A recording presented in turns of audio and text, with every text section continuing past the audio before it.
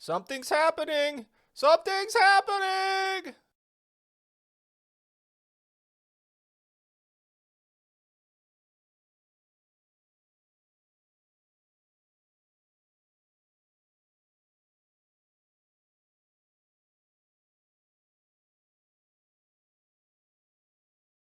Hey.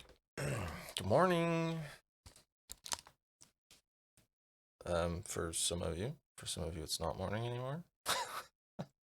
Hello, friends. This music seems a little bit loud. A little bit loud.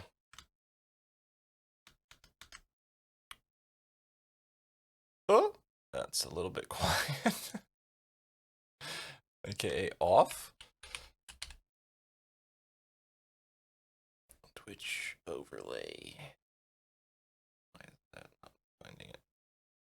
Oh, it's not been morning for 8 whole minutes. Well, you're on the wrong time zone, so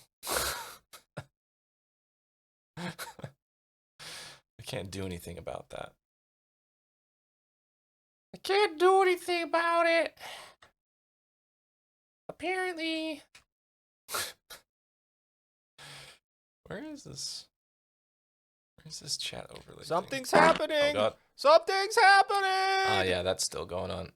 I don't know how I can fix that. I'm gonna be honest. I'm gonna have to check that out. This is accurate. Good morning, Mark. Good morning.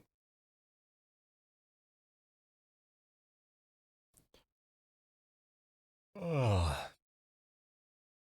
Sorry. I'm sleepy. I was up until 1 o'clock in the morning a couple of nights ago, and it's my own fault. But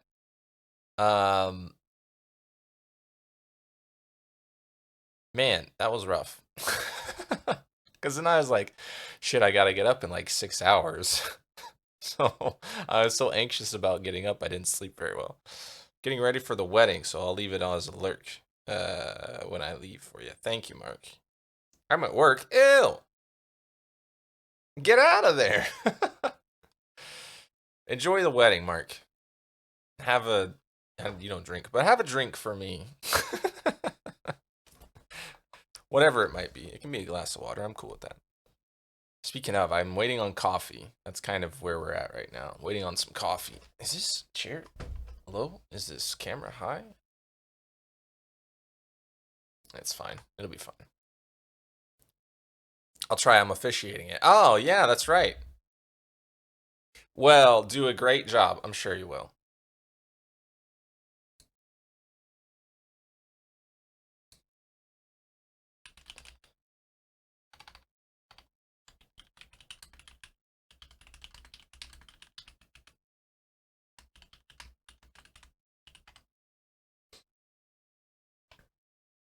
It's got a zig. Oh, shit. So be sure to say happy marriage to him when you see him next. Oh, hell yeah, I will. For sure. That's what the kids call poggers.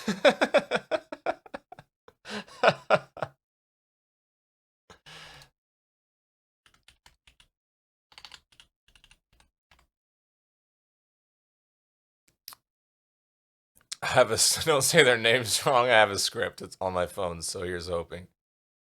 Do they? Do they, though? I'm not a kid. I don't know. Mallet just messaged me to have a good stream as well, and I was like, "You're not gonna hang out?" Jokingly. And she was like, "Yeah, yeah, she's moving." And I was like, "Oh yeah."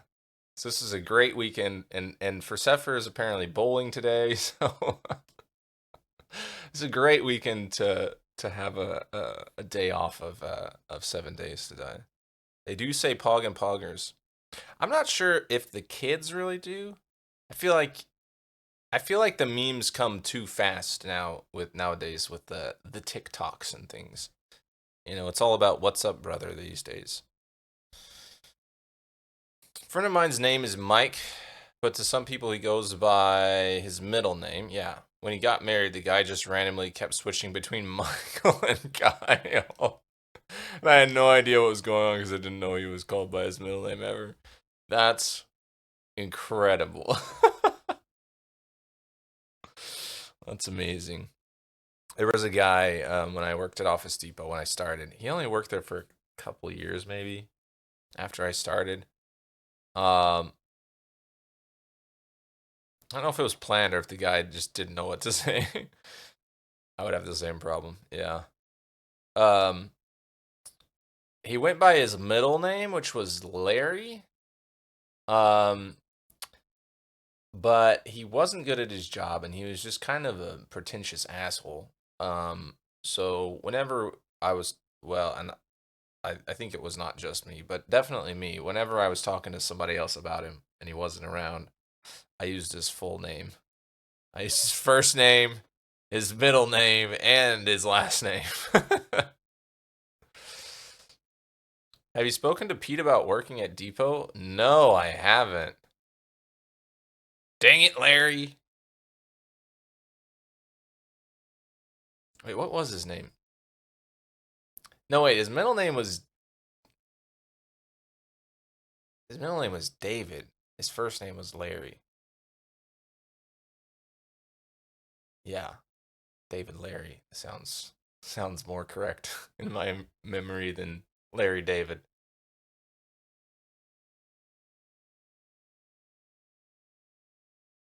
I don't remember. It's been too long. I bet you were under the same DM. Maybe. Uh, I don't know. We got bounced around. So we were under one guy for a while in like I think one district, and then we got moved into another district. Um with what was that district manager's name? Fuck. We were under a guy called I think we were under John, and then we got I don't know if John moved, maybe John moved to a different district, and then we got the new guy who I want to say was Mike, but I have no idea anymore. He was cool. Then we got switched and put back under John, and John was just a fucking asshole. What years were you there? Oh, Jesus Christ, Busta. Uh, let's see. I want to say probably I think 2012 to 2017. That sounds right. Schmeebs. It's Zoobs. Don't you know that it's Zoobs, Busta? she's Zoobs now. Just in for a minute before I hit up a street fair and probably pick up a sunburn. You know you're old when you have to close your eyes to imagine the past. Rude, but not wrong. Oh, mucho later than he was there.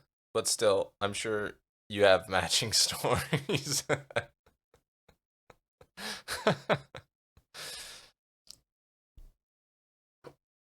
Yeah, I called Zeebs Zoobs in for Sephiroth's chat. Was that Monday maybe? Like one time as I was on my phone, and I'm not sure how that happened, to be quite frank, but I managed Zoobs instead of Zeebs. And apparently people are already calling her Zoobs, so this shall need to be discussed when we come down. Oh, the depot times? That's fine.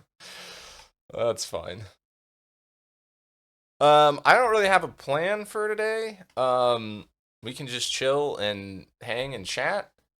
Um, I have some games that we can maybe do. Um, that aren't 7 Days to Die.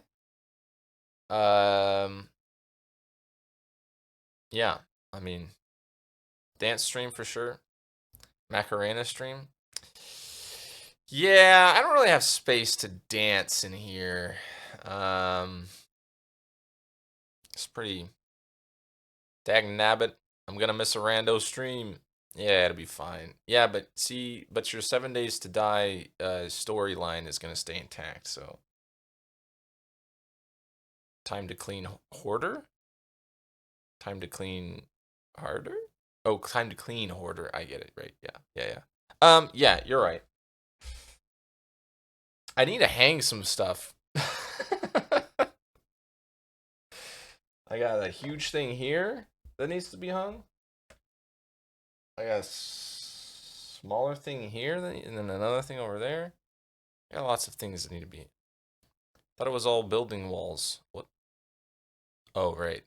Um, I mean, yes, but we're then we're right up against our blood moon or whatever when all the zombies come and trying to kill us really hard and bad. Um, so that's gonna be a very exciting start to I believe that'll be next week's stream. I haven't checked with the gang yet, but yeah. I figured it out. It seems I figured it out. There's storyline in that game. Yeah, the storyline of our the storyline of our survivor group. We need to. I'll get with Mark. We should plan some drama amongst the crew. We can all treat it like a reality TV show. That sounds pretty horrible.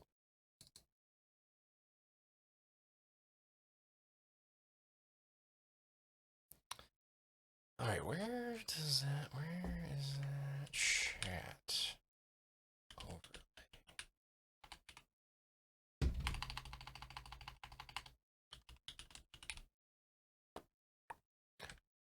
This is very annoying.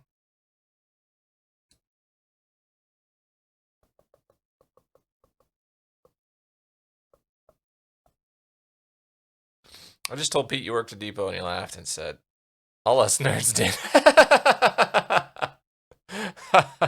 Okay, I'm out, friends. Have fun at work, Boosta. I wish you a roach-free day. That's gross.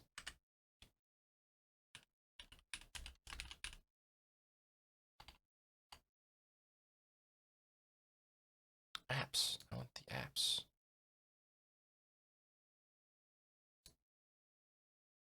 Alright, I'll click it. I'll say, yeah, sure. Do the thing. I'll say accept. I'll say next. I don't really need a desktop shortcut thing. Did I uninstall this on accident?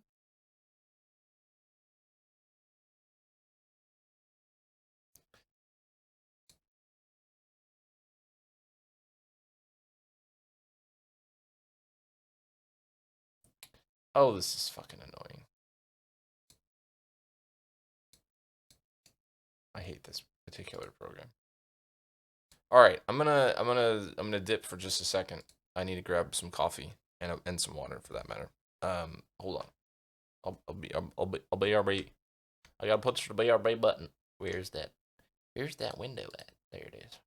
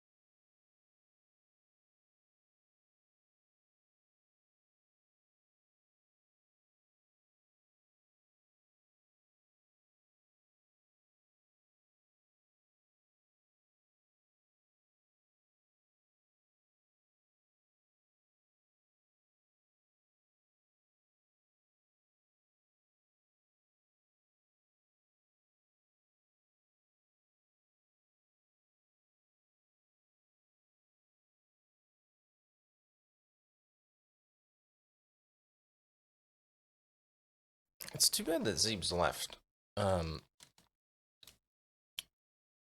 Cause I was gonna say one of the games that I do have that we can play today is the crab game she was looking at buying.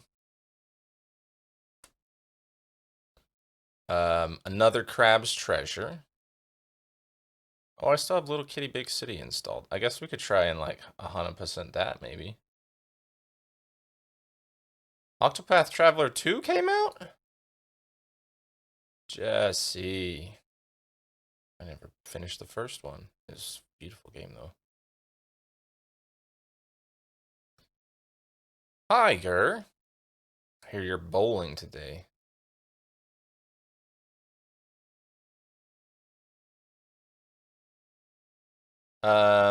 Anyways, we got that. We can do some turbo golf racing. That's fun. I do have this game called Sorcery that's sort of like a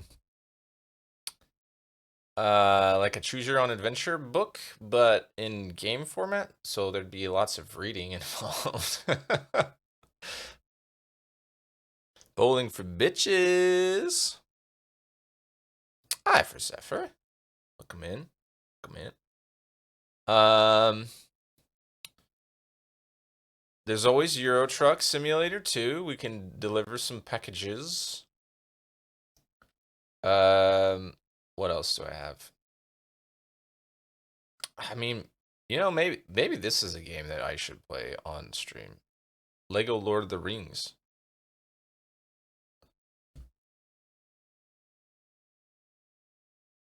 I have Enshrouded as well. I guess I could play some of that. That'd be alright. I haven't played much of that in a while. I haven't played since February, apparently. Bowling bitches. I don't know. What do y'all want to do? What do y'all want to do?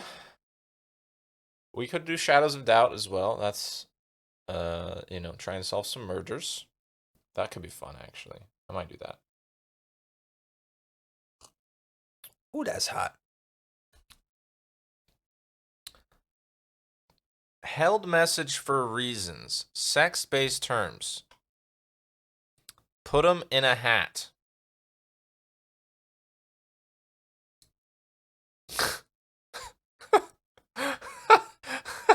It highlighted put space. I want you to know that, okay? That was the part that it took exception to. How is that egg jewel? I don't know. Oh, did y'all see there's a new thing that Twitch added. They put it in the channel points section of like your creator dashboard or whatever, but it's actually bits related where you can add message effects. I guess I'm not sure. I guess that does something in the chat. You can gigantify an emote, and you can do an on-screen celebration. And right now, I guess because they're testing it out, you can't turn it off. It's great. I love it. Twitch is making all these amazing new changes. So fucking stupid. I don't know if I think I saw that just on Twitch. I had like a notification saying this is a thing. And then I went and looked at it and I was like, okay, I'd like to turn that off, I think. And you can't. Can't turn it off.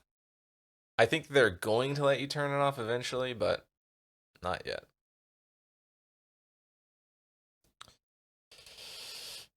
Oh, no, you didn't. I'm not going to see this because I don't have the stream pulled up. I'm not watching my own stream. Clip it.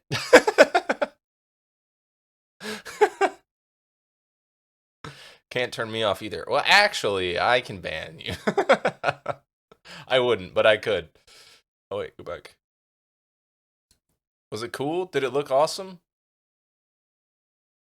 Holy, not worth 40 cents, Batman? Oh.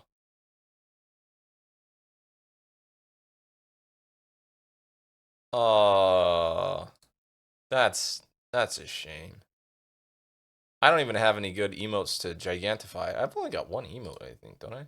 The Blender one? Oh no, I've got the LOL. Oh, and this keyboard that I'm not using right now. I should break that back out.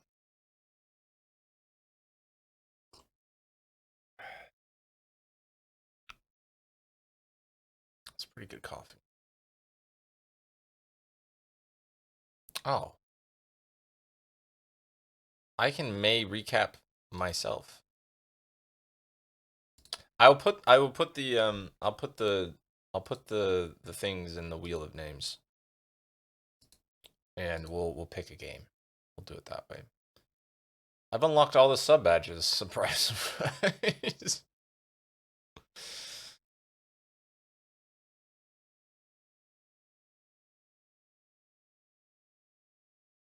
Okay, that's fun. Oh God.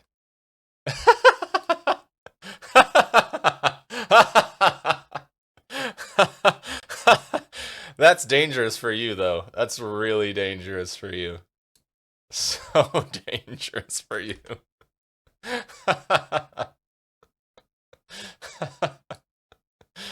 Oh, that's like the most dangerous one you could have done, too. You've given me an idea, and I'm going to spread that idea. It already made you yawn once. Amazing. Oh, that's funny. New tab. Here we go. Let's get this going. All right. Wheel of names.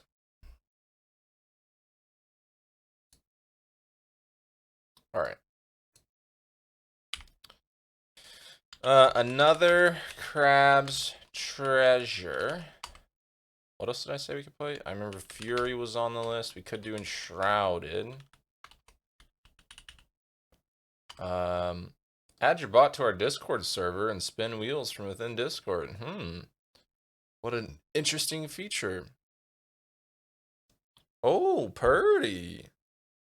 That shit's fun too. The celebration was not very celebratory. That's a shame. If I pin this, will it be large in the pin as well? No. That's a real shame.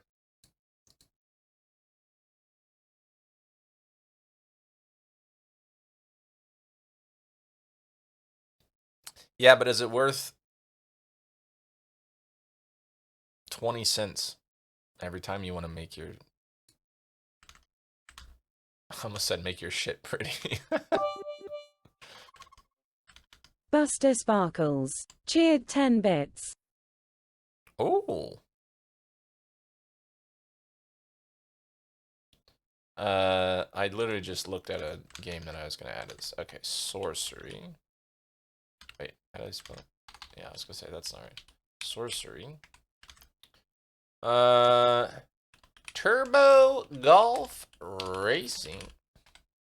It's a good one. I guess I don't want to play Blood Hunt by myself. That would be boring. Euro Truck Simulator 2.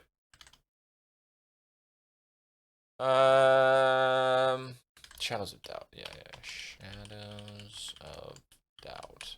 I don't think I can handle playing and streaming Dragon's Dogma 2, or I would consider it.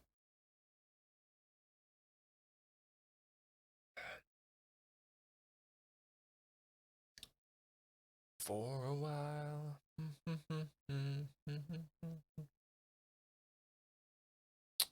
I could do some diving by myself. That'd be alright. I guess. Helldivers 2. And what was the other one I just saw? Oh, right. Lego Lord of the Rings. Oh, those are the same color. I don't like that. I gotta add another one. Fury. Oh, it's already on there?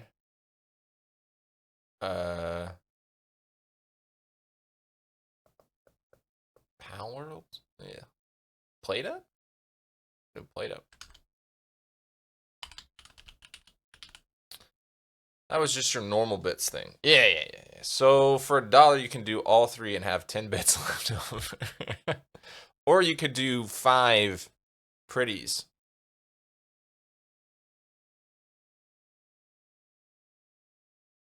Alright, let's spin this wheel. I'm already like, some of these I don't feel like doing, so if I don't feel like it, we're just going to take them off. Oh! Plate up? I want to play plate up? Not really. I'm going to be honest. Not by myself. Remove spin again. Scene? Oh, sorry. Thank you. Sorcery? Alright, we can do that. I just started a new game the other day, but I can refresh. I can do another one. That'll be fine. Gosh, I'm gonna have to talk so fucking much, though. Oh, lordy. Okay, we can do this. Oh, what happens if I minimize this? What happens to the stream? Does it look real weird? Oh, it just goes to... Yeah. Perfect. Perfect! Alright, sorcery it is.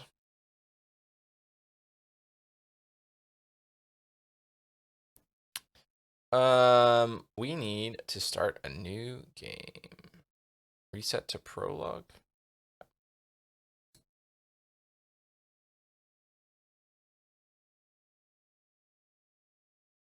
All right. Let me get this all squared away on the old...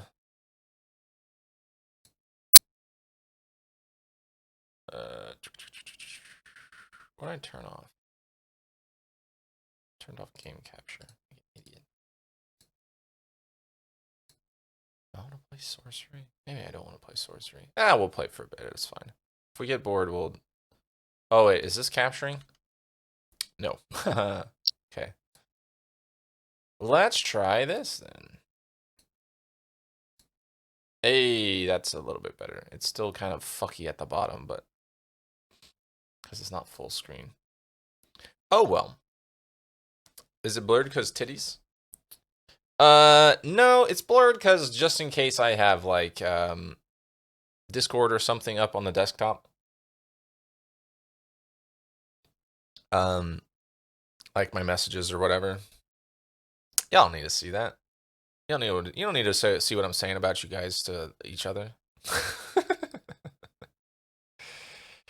All right, let's pause this. I don't know how much music there is in this game, but that's okay. All right, we're starting with part 1, obviously. Just in case titties. Yeah, you're right. Do we want to be man or woman? Let's be man, I guess. You have walked into the wilds of Kakabad, through Kare and the spiteful Baklands, all the way into Mampang. You have survived traps, thieves, serpents, and vengeful gods, and now it is here. The Crown of Kings. Cockbod?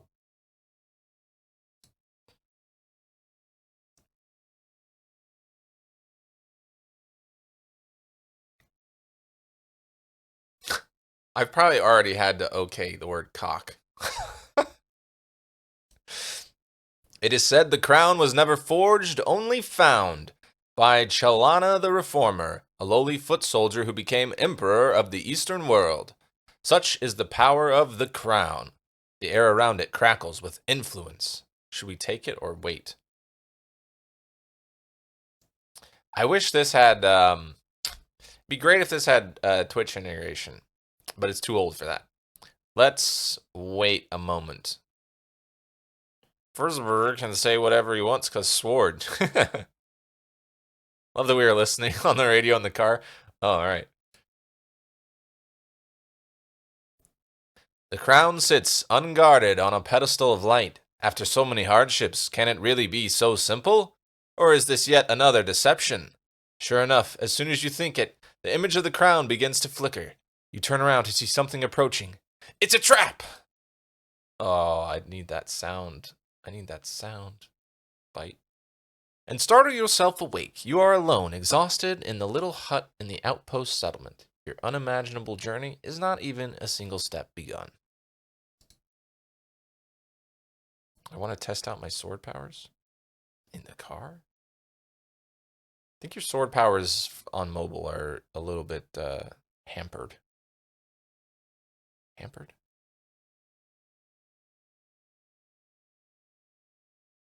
Part 1, the Shamutani Hills. Oh, I need to change my, hang on. Please hold. Where's OBS? Right there. We are doing reading. Wait a minute. There's a reading simulator? Okay, hang on. Apparently there's a reading simulator. I don't understand that, so I have to look it up. Reading simulator.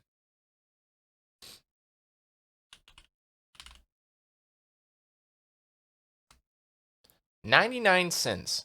Reading simulator. The fuck? Picture of Dorian Gray.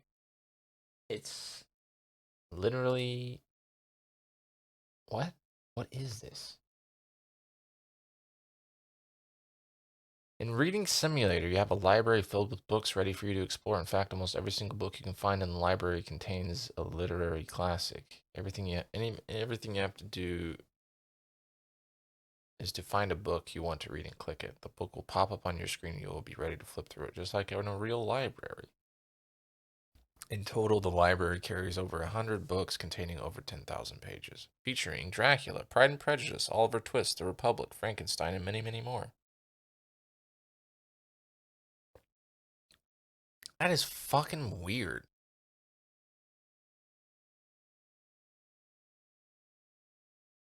It looks so dumb.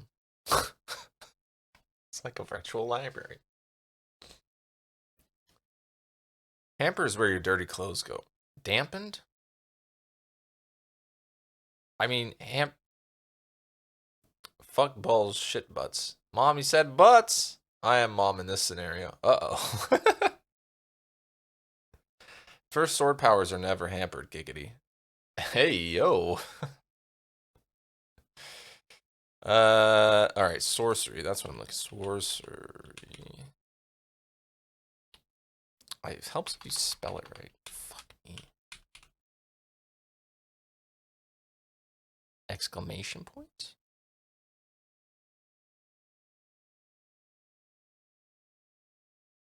I guess that's what I want.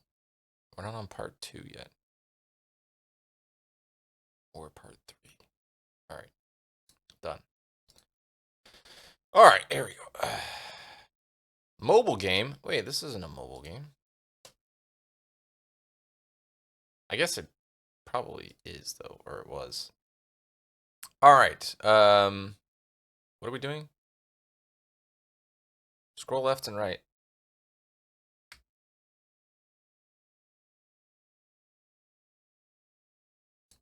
Okay.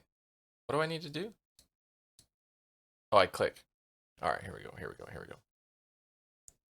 You're just asked if bowling balls can be left-handed.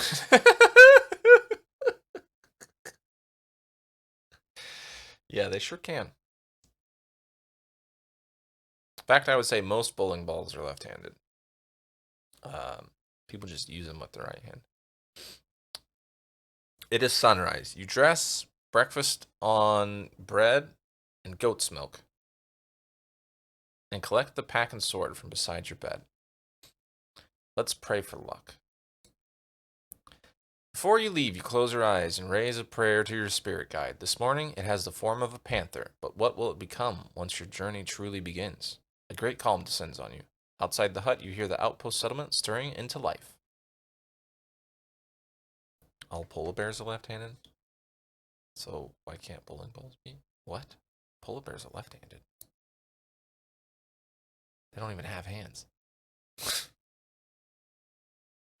You pause to test the blade of the sword against your thumb. The blacksmith has done well. The edge is keen and draws a narrow line of blood.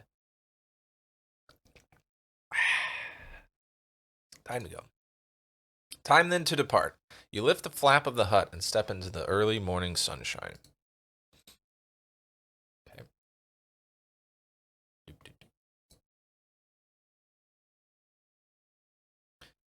Eyes follow you as you leave the hut and walk towards the great Shamutani wall. Frontiers people of this tiny settlement are well aware of your mission. You turn to them and bow. Some smile in reply but are too afraid to approach. Others make gestures of protection. You are going beyond the wall, so they believe you to be cursed.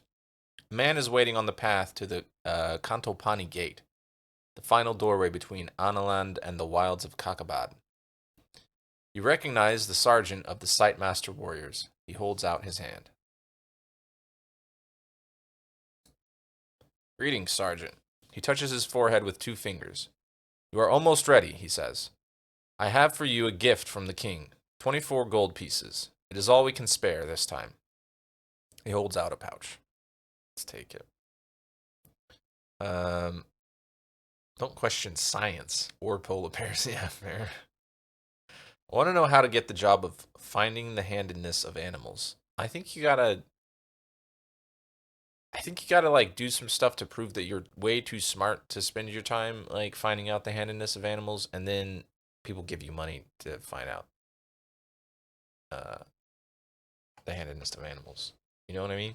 Like you gotta like do like Dr. Hogarth type of things, right? All sciencey and shit that are well beyond going, are polar bears left-handed or right-handed? And then once you've done that, then people are like, would you like some money to do a research? And you're like, yeah. And they're like, well, what do you want to do with it? And you're like, well, I really want to know if polar bears are left-handed or right-handed. And they're like, I don't see how that's useful, but here you go. I don't think that's really how it goes, but I like to imagine that's how it goes. All right, he's holding out the pouch. 24 gold pieces we take. You generously accept. You accept the great. You accept the gift graciously. Thank you. You should buy some supplies before you pass the wall, the sergeant says, and you must collect your spellbook if you wish magic to aid you. Finally, should you wish to practice your swordplay, I will go one last round with you. And he points with his staff towards the training ground. All right, let's go get some food. Let's go get some. Actually, let's get the spellbook first. Sounds like how a research proposal goes. It's got to be close, right? One of the huts, set slightly back from the others, is decorated with glyphs and strange symbols. Terrible smell emanates from its doorway. This is the hut of the chief mage. He has been preparing your spellbook for days, reading star charts to work out which spells will be available to you in the different locations in the hills and beyond. Outside. You lift the flap and go inside. The mage looks up at you with haggard, sleepless eyes and presses the book into your hands. Do you understand how to use this? He asks. I do, because I started playing recently. Yes, the mage nods. Good. He scratches absently at his ear. Remember, some spells will cost you effort to use, but the ones that don't will not work without a focus, an item of some kind. You will need to read the book to know what. Research magic using the spellbook map. The spellbook button on the map. What? Oh, right here. Okay, yeah. Nip, pep, gawk, fog, fall, dawes, sus, sussibaka. Hot. Okay. I wish there was like a little bit of music all the time. Maybe, hang on. Oh, I don't know if that'll come through though. Let me check here. Adventure music.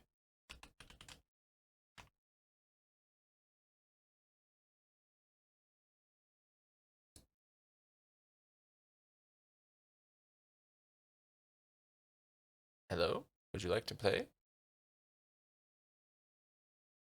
Apparently not.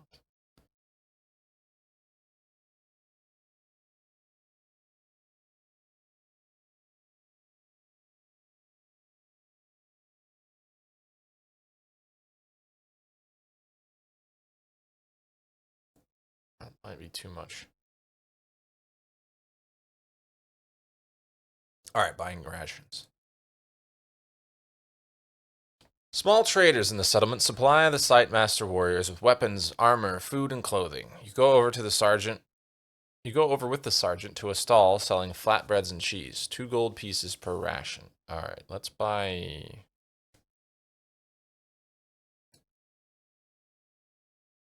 Let's buy 6. Okay. That's still half our gold, but that's fine. I'll give you that for 10, the man says. Ooh! You hand over your coins and the man places 6 rations carefully into your pack. You must be sure to eat every day or you will suffer, the sergeant tells you, standing at your side. Eating more will give you extra strength, but is not necessary. Okay. Oh yeah, this is good music for this.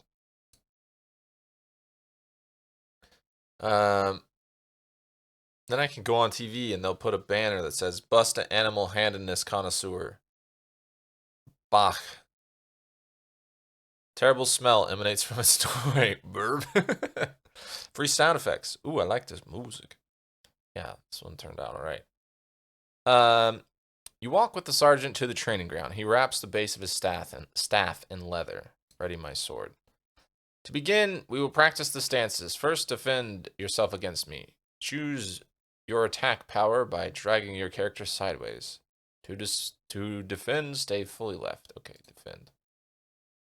Neither of us attacks. Sightmaster is a powerful enemy. By defending, you will receive the minimum damage from any attack he makes. The Sightmaster Sergeant defends himself as well. The round is a stalemate. I will now defend myself. Whatever attack you play against will damage me, but a strong attack will use up more power. You should choose a weak attack. Okay. How about a 1.4 side swipe? Hiya! You swing with a weak attack, rushing for the Sightmaster Sergeant, who is defending. Good choice. A stronger attack would have wasted more of your power. My next attack will be one of my strongest, he declares. If you can perform a full attack, you may overpower me, but otherwise you had best defend yourself. For a strong attack. 8.3, do you think that will beat him? Should we go for it? More Haya? You weren't joking about the reading? I was not joking about the reading. This is all reading, baby. Let's lunge. Yes. You play a strong attack, overpowering the Sightmaster Sergeant again. He bows. You have finished me. Excellent. No stamina loss. Flawless fighting. All right.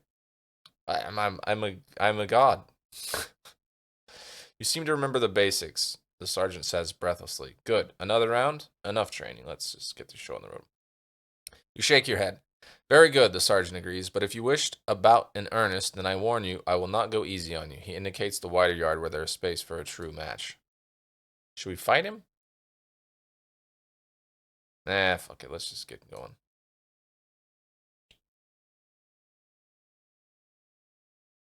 You reach the foot of the mighty gate. It is sealed. The sergeant places one hand on the wood. The gate has been locked for some time to deter raiders, he tells you. But you will have no difficulty. The stars in this place allow the dop spell to be crafted, and he stands back. Okay, casting a spell. Hit him with the old dop.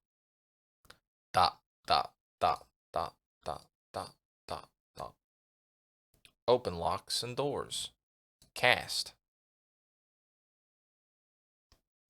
You weave the spell. One by one, the great tumblers of the door begin to creak and groan. Then the hinges turn with a noise like hail on a canvas roof. These gates have not been opened since our last champion was lost, the sergeant says. I wish you more luck than he. Perhaps you will even meet him on your travels. I fear he is dead. I am sure he is dead. The Sightmaster nods, peering at something on the horizon. I believe he is returning, but transformed. I hope you do not meet the same fate. He stands back from you. It's reading simulator. It's Furf texting on behalf of Gur. Ah! Fgurf. Fgurf. Together you step into the shadow of the wall. One last word, he declares. When you have the crown, find the highest point you can find. We will be watching. I understand. I will not wish you a safe journey into Kare. For the way ahead will not be safe, the sergeant murmurs. As he peers into the distance through the open gate, the Sightmaster warriors are selected from birth for their incredible powers of telescopic vision. Cannot help but wonder how far he can see. Tell me what lies ahead.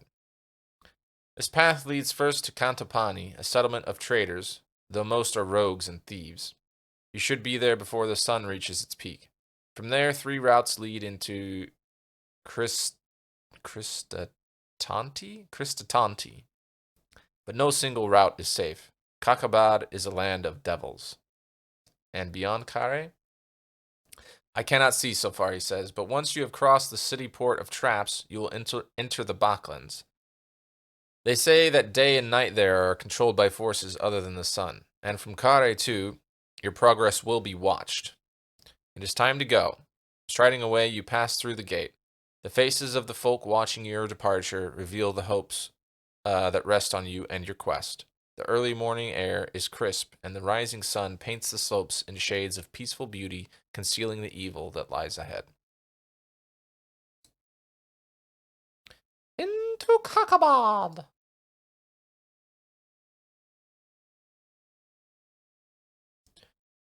The path winds through slopes of wild scrubland. The countryside is deserted, and the eerie silence is broken only by the cawing of the occasional crow. There is a spell for hearing what they say, but you do not have the equipment it requires. The birds appear to pause in the air to examine you as they pass. They make you uneasy, as if you were an intruder in their presence. Bye, we must bowl now. We'll miss you. Have fun. Do a win. Or just have fun. That works too. Barely an hour beyond the wall, the air begins to grow foul. The Shamutani hills are infested with the pestilence of the Baklands. It saps the energy from your body, leaving you feeling nauseous and weak. Keep walking. It is not a surprise, they warned you of this. You will grow accustomed to it the longer you are out here. But for the moment, you must be very careful. Your maximum stamina just decreased. You can see your stamina at the top of the screen. Stamina can be regained. Yeah. I like how they're immediately like, yeah, you know all that stamina that you have? How about no?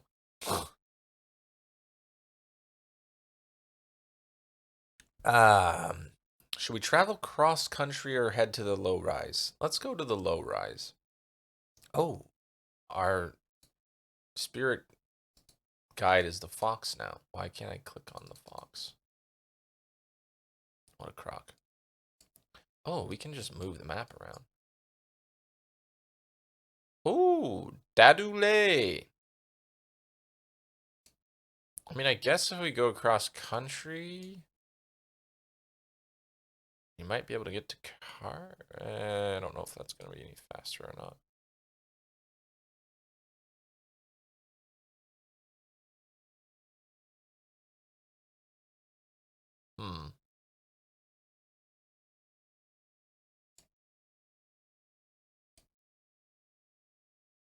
I love this map. This is so fun. Alright, we'll go to the low rise. Maybe we can, from there, we'll have a choice. Another hour passes and you crest a small hillock. From the top of which, that doesn't feel right. From the top of which you can see the path continuing downwards into a small settlement of huts. This must be Cantopani. Let's look for a way around, maybe? There's a bunch of thieves there. Maybe we go around.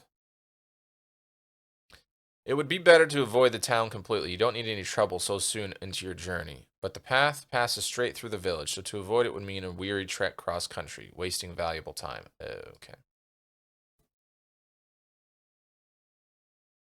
Well, I guess let's just go.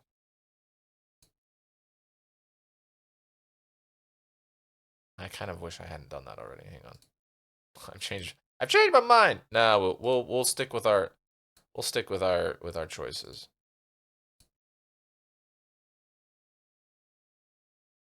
I like how it's like cool choice. Probably don't do it. Of course, if you were scared of a town like Cantopani, then you could not hope to survive in Kakabad proper. Follow the path down into town. The round huts are made of hard-baked, bright clay, and the roofs are thinly thatched. As you pass, eyes appear at dark doorways, tracking your every move. For a moment, it seems like this will be all you see of the town's inhabitants, but then a villager appears from one of the dwellings and blocks your path. Look at him. He's 5 feet tall and they cannot grow much taller out here in this poisonous air. He has thick-set arms and thighs and is half-clothed in tattered breeches. His eyes are wild, and his long red hair and beard stand out from his face in a wiry tangle. Halt, stranger, he commands. What business have you in Kantapani? I just want to pass through, honestly. I don't really need directions. Oh, I've got the jackal. My spirit guide keeps changing forms. Be nice to my people. I need directions. To where? He demands. I'm on my way to Kare, you say. I have myself never left this village, the man declares with pride, although I can tell you there are 2 paths ahead, but my advice is not free. You must have money on you. For 2 gold pieces, I'll tell you what I know. I'll find out for myself for nothing. I mean, I can see what these 2 paths have. Arguably, it's more than 2, let's be honest. I mean, we got 14 gold. I guess we could pay him and just hear him out. I'll pay your fee, you reply, handing over 2 coins. The man snatches your money and hides it away in a pouch at his waist. I'm an honest man, so I'll tell you true, he says. Know that beyond Kantapani there are 2 ways. The low path leads through the Vale of Elven, and unless you are ready for elven ways, for they are mischievous and magical, you had better avoid it. The highway, he gestures upward with a hand, in case you are slow, in case you are as slow as he is. What's going on with the letters there? Will take you into the hills and past the Shankar mines. Lots of treasure there, they say, but you must keep your head if you take this path. And he laughs. Why do you laugh? Why do you laugh? Is there something you're not telling me? The man doesn't reply, other than to slowly draw a finger across his throat. What happens after the mines? Head on for Kristatanti, he answers cautiously. You'll be there in a day or 2. Few villages here in the Shamutani Hills welcome strangers, but in Kristatani you will at least find food and shelter. And beware the black lotus on your travels. Its sweet aroma is deadly.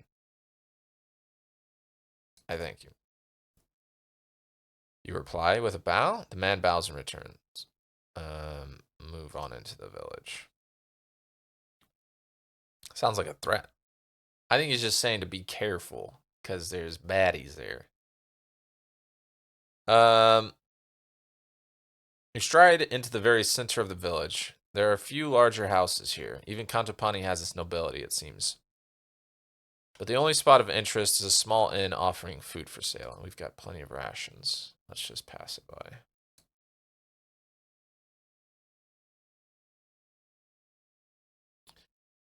The tavern is not worth your time. It is too poor and meager to offer such hospitality. To offer much hospitality. You head out of Kantapani along the path into the Shamutani Hills. Striding past the outlying huts, you send the villagers rushing indoors to hide. Then at the edge of town, you pass a large boulder, and at once 2 rough-cut villagers spring out with swords drawn. Bandits. 2 against 1, the first declares. You're lost, calls the other. So hand over your things. Come on. Let's deal with these curs. What's the worst that could happen? You draw yourself to your full height. You have mistaken me for someone else, you declare. You will suffer for that mistake. The bandits growl and advance on you. 1 on either hand. Oh, I could cast a spell. Let me check my spell book and see what I can do. I could fireball one of them. That does cost 3 stamina, I think. Hang on.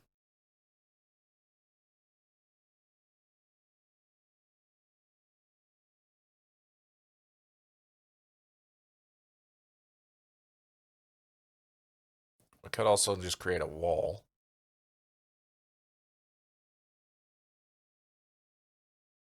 Dumb. I could cast dumb on one of them.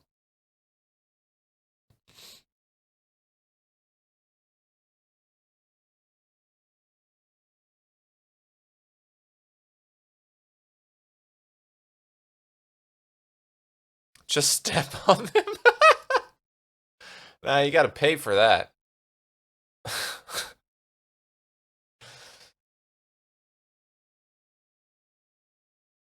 Sus 6. Oh.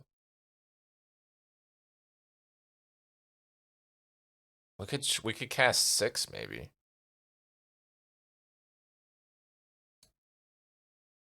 That would be good.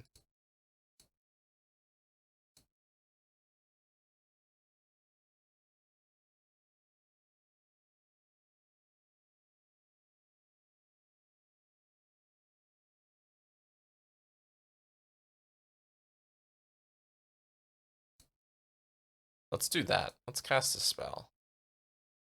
Christ, that music gets loud. Can I cast 6 here? That's the real question. I think I can.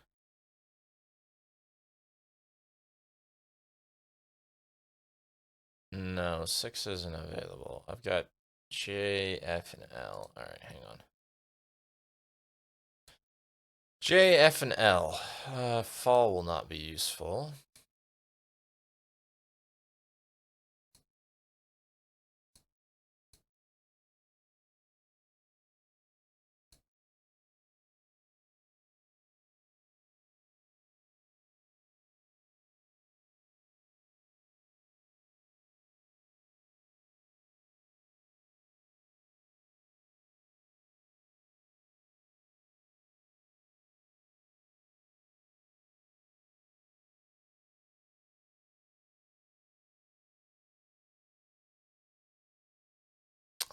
Too bad I could be even bigger than I am now. I don't think it's a non-intelligent being, or law might be useful. Could do Foff. That's about all I actually can do, I think. Foff. Let's Foff them. These bandits are very patient. Again, it's like a choose-your-own-adventure kind of thing, so it's fine. This isn't an action-adventure game, Busta.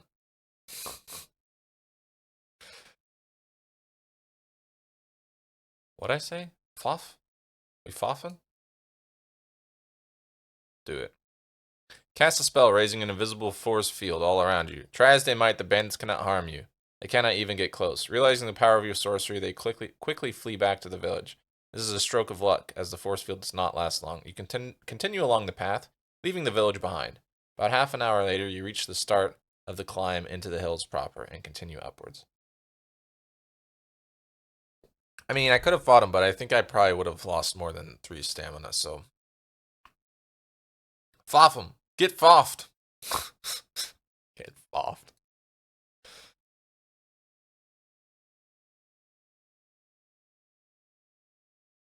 Leaving Kantapani behind marks the true start of the wilderness. Beyond that tiny outpost, there are scattered homesteads and Kare, a thriving city port, but all are touched by cruelty, isolation, and fear. The Baklands and the long shadow cast by Mampang Fortress darken everything.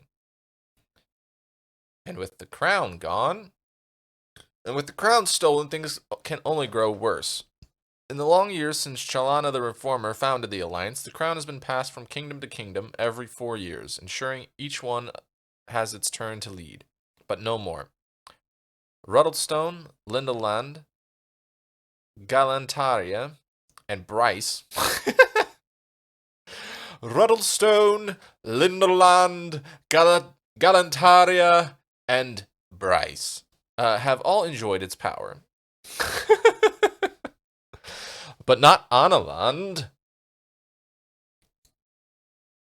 But when the crown came to Analand, it was stolen by birdmen from Zaman, carried off to Mampang. With the crown, the Archmage will be unstoppably powerful. There's no chance of sending an army against him. A military force would not survive the journey. So here you are, a lone hero, walking the long path to Mampang alone. 5 minutes later, you reach a fork in the road. This is just as the villager described, so at least your coins were not wasted. Alright, fork in the road. The road splits around the base of a gigantic tree, but does not rejoin on the other side. The left path winds down into a valley, and the right rises up a slope towards the thick forest of the hills. Look right. It's hard to see much further uphill. The forest is sudden and thick, and the path narrows. It may be hard going in that direction, but the hills will involve a lot of climbing eventually. You may get a decent view of the next leg from the top of the ridge. Okay, that's not bad. Pause to consider the lower route. There is a river there, and the path follows the left bank. It is a safer route, secluded, protected, but the curve of the landscape would mean you are almost backtracking. You're about to make your choice when you hear a faint cry from somewhere close at hand.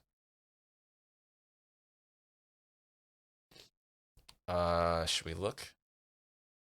We'll look. You look around, then finally up into the branches of a tree. A pair of wizened, calloused feet are dangling over your head.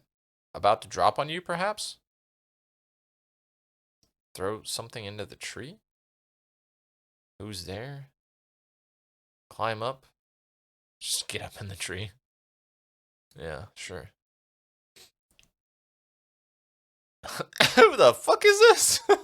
You swing yourself up onto the lowest branch of the tree, and the owner of the feet shrieks in alarm. You see it is an old man dressed in rags and thin as bone. Oi, he calls, trying to retreat along the branch. What do you want? A few branches above him, you notice a buzzing beehive. What are you hiding from? How the old man got up the tree is a puzzle. He must have been escaping someone fearsome to climb so high. What are you hiding from, you cry. Damned Elvins, he says. I were travelling from Dumpus to the outpost settlement in Ireland. But I were waylaid by Elvins. Robbed me blind, all but took me eyes. And left me up the tree. I keep getting older, you see. We all do, but some worse than others. Climbed up, and now I'm too old to get down. Help him out of the tree. Dumpus. You reach up and grab the old man by the waist. He is light as a leaf, and within a moment you have him lifted to the ground. Thanks for that, he remarks, brushing himself down, almost knocking himself over in the process. I was just starting to get a bit, perturbed. But I'm on the safe now. He seems remarkably confident, considering the slightest stumble might break him to bits. What will you do now? Keep going for Analand, he says. That's where I set off from. While back now. You wouldn't believe the story if I told you. Suffice to say, though, if I know my eyes and my ears, you're heading out to Mampang, and you'd better be smarter than I was. And here, he presses a page into your hand. It is a page torn from a spellbook. This might be of some use to you. I found this. Just found it, mind. And don't go asking how. But it's no good to me anymore. I appreciate the accents, too. I would absolutely hate playing this, but this is really enjoyable watching someone else do it. I guess we'll take it. You take the page and put it in your pack. Do we want to try and climb the beehive? There is a spell book that climb back up for the beehive. There's a Raz requires beeswax to perform the spell. By rubbing the wax on any bladed weapon and casting the spell, the blade will become razor sharp and do at least double its normal damage. I'm afraid we're gonna get stung. We're already down to 7 stamina if we get up in that beehive. I'm gonna pass. Alright, leave and move on. You must move on. The light is fading already. As the old man dashes off downhill towards Kantapani at a terrific pace, you consider your options. That might be the last hero or champion or whatever the fuck they're calling him. The accents, yeah, that just happened. I think it's because he said oi. And what do you want? That was how it started. Alright, so the low path will be easier going, but what's his face said that there's Elvins out this direction. Which I think, despite it sounding like elves, he said they're like tricksy, so I'm thinking they're more Fae-like. The mines are going to be dangerous, but we could skip the mine, it looks like. And we might be able to get a view of, the rest of this shit from uphill. So I think I'm going to go that way. The music's good. I just found a station on YouTube Music, but the high route seems the most secure. In a valley you can be easily observed from above and led astray, but out in the hills you can go whichever way you choose. Of course, when night falls, it may be cold and exposed up on the slopes, but no matter. This journey was never designed to be easy. Sorry, my nose itches.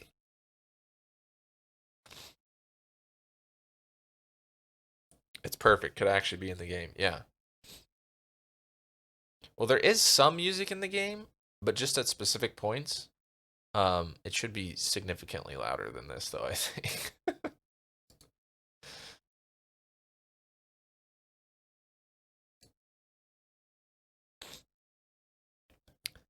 The path winds. At least you're wearing pants, unlike the short guy.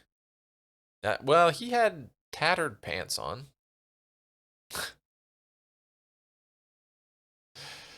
The the path winds upwards into the hills and into the cover of a wood.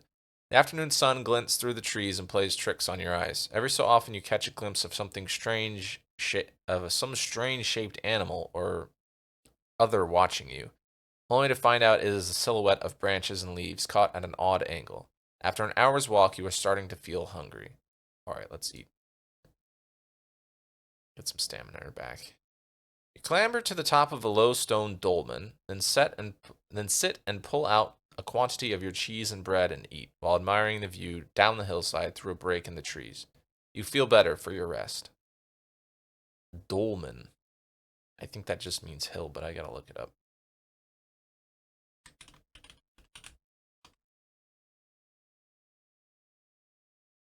Oh, no. Dolmen is, okay. A dolmen, or portal tomb, is a type of single-chamber megalithic tomb, usually consisting of 2 or more upright megaliths, supporting a large flat horizontal capstone, or table. Most date from the late Neolithic period. So it's like it's sort of like a Stonehenge-y kind of bit, actually. Where there's like a couple big rocks and then like another rock on top. Medieval Lunchables. Yeah. How to build a dolmen. Okay, no thanks. Don't really need that. Time to move on. You stand and put on your pack, on which you had been sitting on to prevent any creatures getting in, or any of your things falling out. Then you return to the path. Climb continues with the path twisting this way and that. The air grows cold and the sun flickers on the horizon, then sets, making it hard to see your way. But the moon is full, and when twilight is done, it will be bright once more. Make camp or keep walking? I think I'd like to get out of the wood before I make camp, if I'm being honest. Although maybe it'd be better to not be moving around. I don't know, Busta, what do you think? Should we keep going or should we make camp? I really want more coffee. My coffee's gone.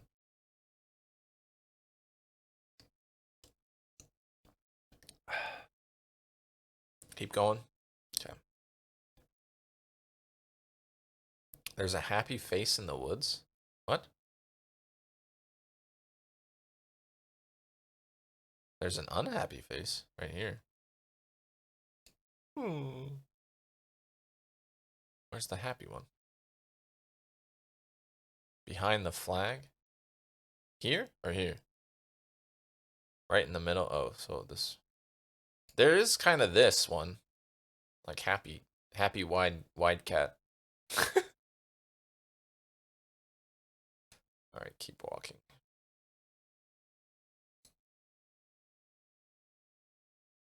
What?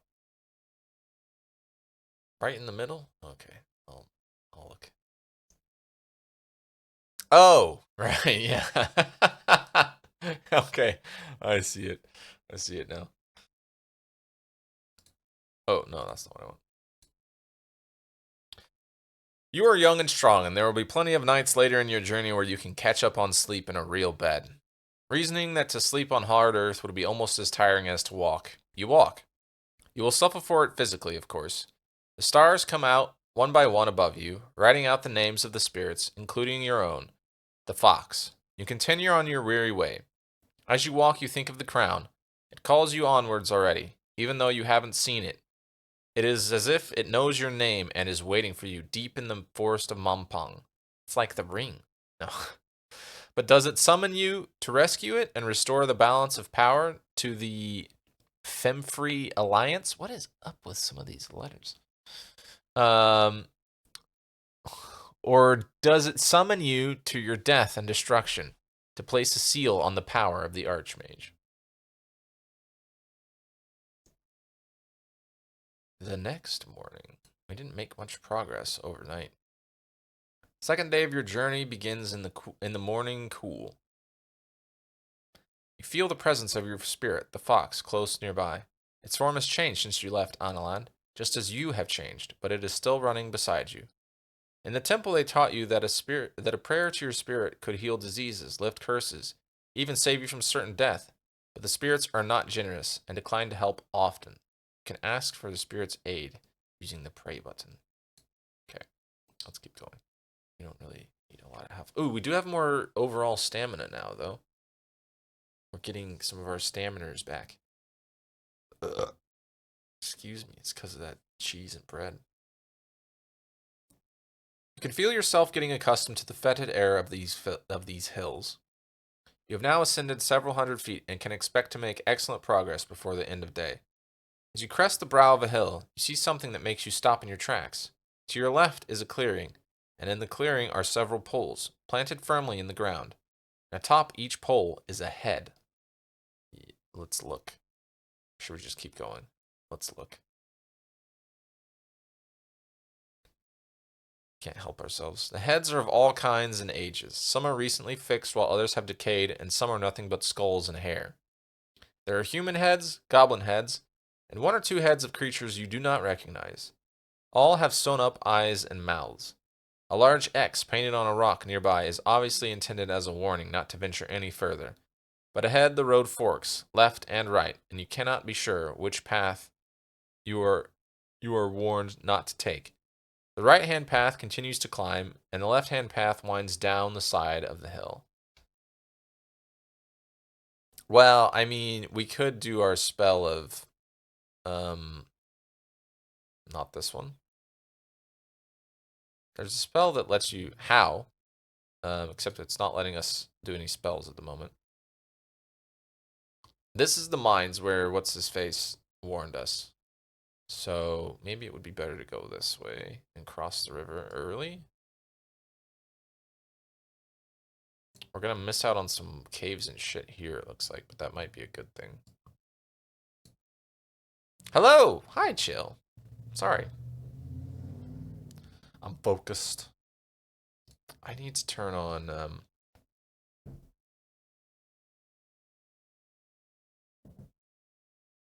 timestamps. There we go. Excellent.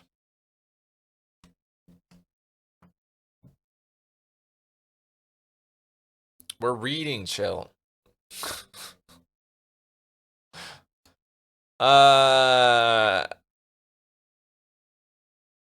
What do you guys think? Should we go down and cross the river, or should we head towards the mines? The mines, we'll probably have to fight somebody there, I have a feeling.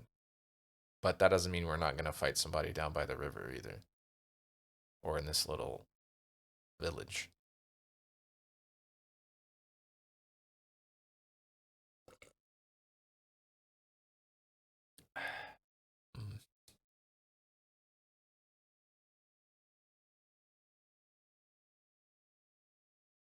I mean, we can get to Cristapani either way. Cristatanti even. Words. Oh, there's Dumpus.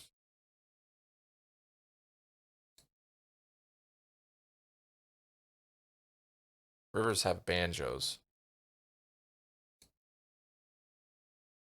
Who doesn't like a good banjo?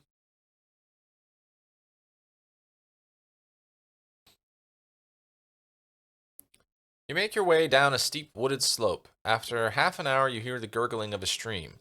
And then quite suddenly, you emerge from the trees to the edge of a fast-flowing river. Fording would be impossible, but luckily, someone has built a bridge. Should we test it? Let's just cross. Why would you build a fake bridge here?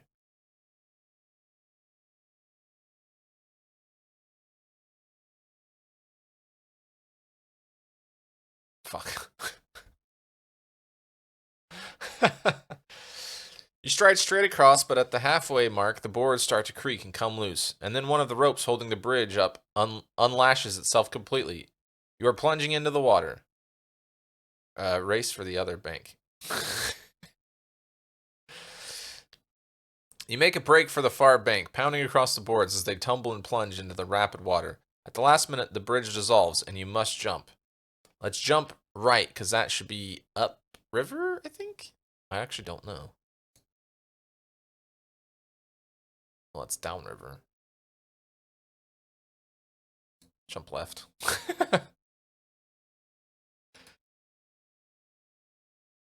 You leap left and manage to clear the bridge before it tumbles into the river, the boards and ropes washed away by the torrent. You are a little scratched and bruised, but nothing serious. Still, there is no turning back. You get to your feet. Something moves in the bushes nearby. Investigate. So we don't get jumped. I mean, we might get jumped anyways. Who's there, you demand, as you approach the bush, peering either side as if to spot. Peering either side to spot if the figure tries to run. But when you get there, you find nothing. We're not reading well today. Should I beat the bushes? Beat the bushes. You beat the bush with your sword and find nothing except for one thing, a hollow tube of bamboo with touches of colored ink at one end that looks remarkably like a blowpipe. It is cracked and must have been discarded as worthless by its owner. But this might mean that whoever put their heads on those poles is nearby. Toss the pipe away, but you had best be on your guard. All right. We can follow the path, or we can head through the trees. Ooh. We've done so good on the path already. But I don't know if that is going to last. We did just have the bridge fall apart from right out from under us. And what did you learn from that?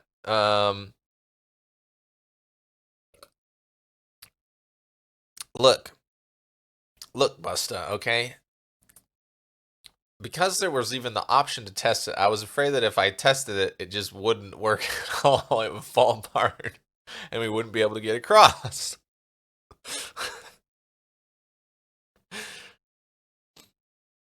I guess I'll test the next bridge. Alright, you want to go trees? Go trees.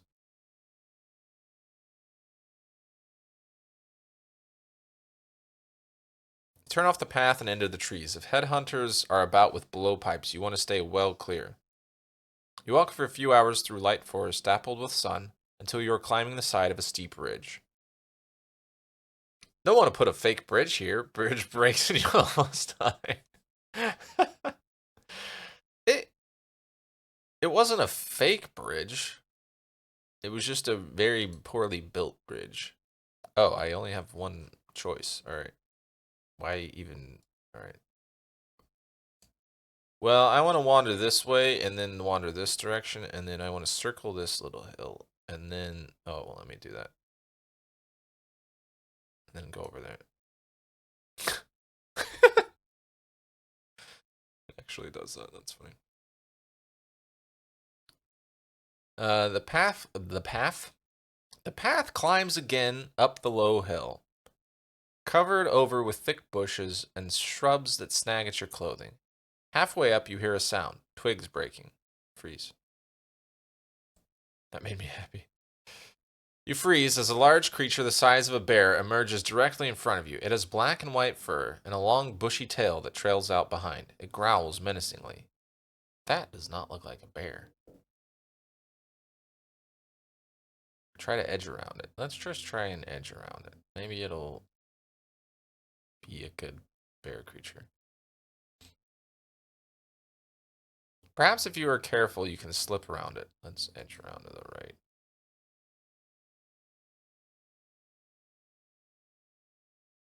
You try to slip towards the bushes, but clearly something about you, or what you carry, attracts the beast's attention as it sniffs the air and then moves towards you, its sharp teeth on display. You will not be able to avoid a confrontation. The creature is a skunk bear. Oh, fuck. And when it raises its tail, it releases a nauseating odor. The smell hangs around. The smell that hangs around it is terrible. Cast a spell? What kind of spells we got here? Let's check our spell options. Wait. What letters do I have available? That's the real question.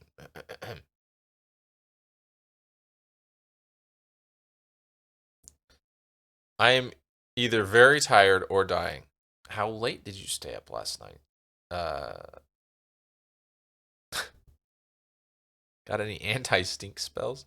This is where I tag the Facebook group. You might as well call a hearse because I am about to pet that thing. 9 p.m.? Oh. Maybe you slept too much? How much water have you had? Have you had any breakfast yet? We got so many letters. We got L, we got N, we got S, we got K. All right, let's see what we can do with L and S, K. Oh, we got S. S is good. We could 6 maybe. L and S, K. We could law it. Ooh, that might be good. It will cost 3 stamina though, which is... Yikes.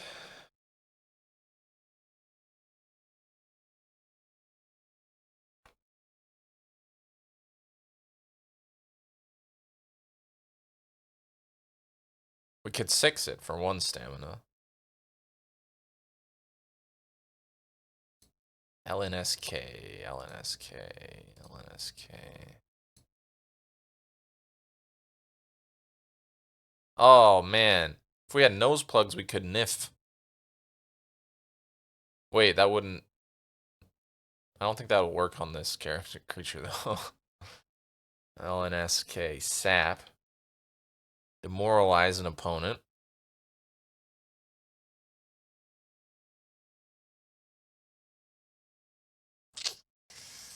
I don't have the stuff for all this.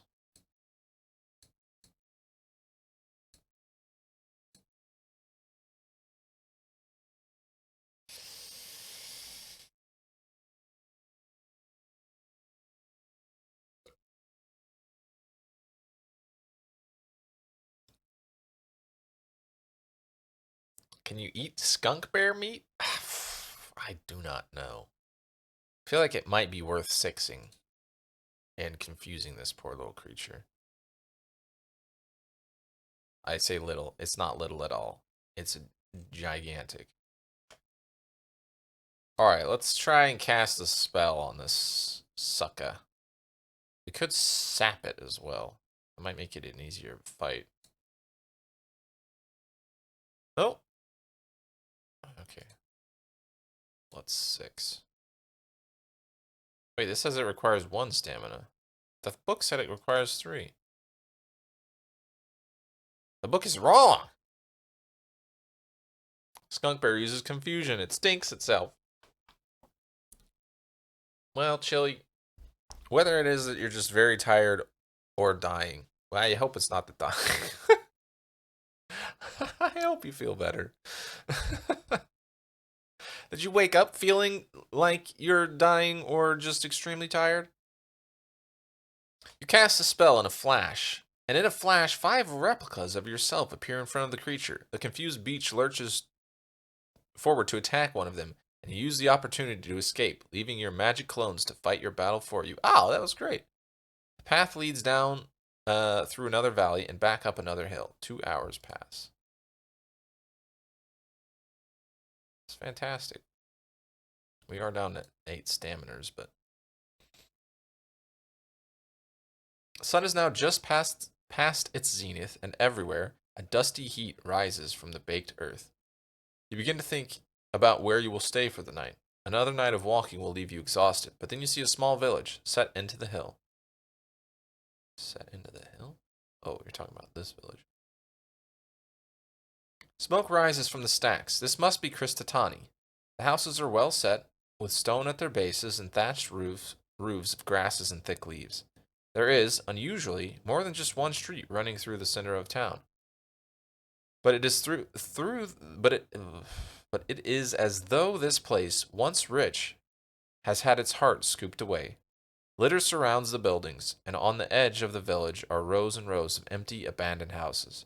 You continue your slow trudge along the path. Or I can avoid the village. Now let's go in, because I think I should try and get some sleep. You walk into the village. Young hill dwellers pass you and stare at your strange clothes. At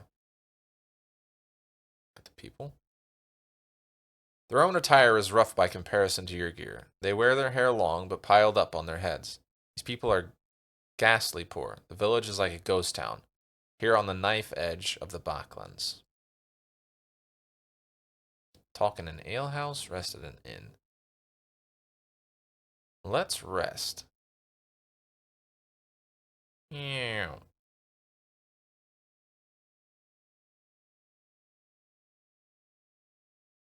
You stop a passerby and ask him for an inn, and they lead you there directly. The woman who runs the place stands in the doorway with her arms folded. Are you from the king? She demands. I'm on a mission for the king. Yeah. I don't think she'll believe me if I say I'm just a traveler. I'm on a mission for the king, you reply. Taxes? She replies quickly. No. The woman narrows her eyes at you. This is a guest house, the best in Kristatani. Only guests stay, and any guest of mine knows it costs me 3 gold pieces to host a man overnight, and 2 to feed him. But it's all between friends.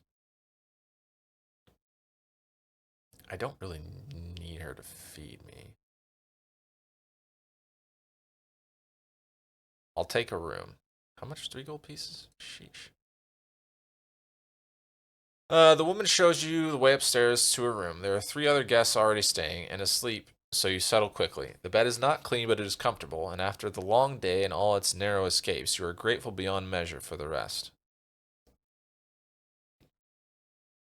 I'm up to 11 stamina, so I'm gonna save my rations.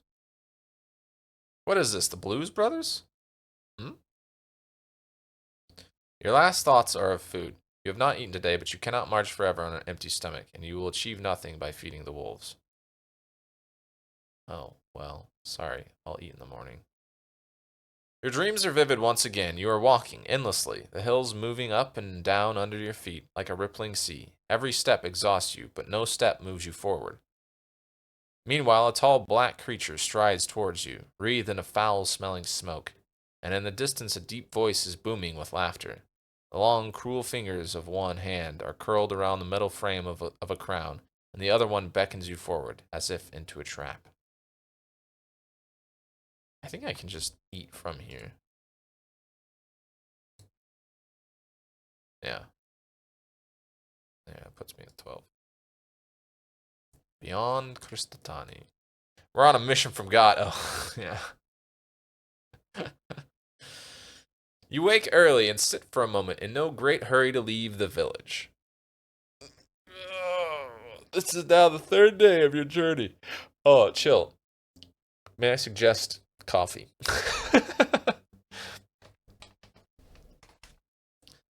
This is now the 3rd day of your journey, and the muscles in your legs are feeling lean and strong from so much walking. You spend a short while enjoying the peace, then hurriedly collect your possessions and set off along the path. Kristatani is surrounded by several miles of fields. It sits in a well-protected ring of hills and is close enough to the river to be reasonably prosperous. And yet, it's not. As you follow the path between lines of sun-baked crops, you come to a fork in the road. The right-hand way leads past a set of outbuildings, while the left heads off directly into deep woodland. I had coffee. Oh, thanks for the yawn. You're welcome. Here's a few more for you.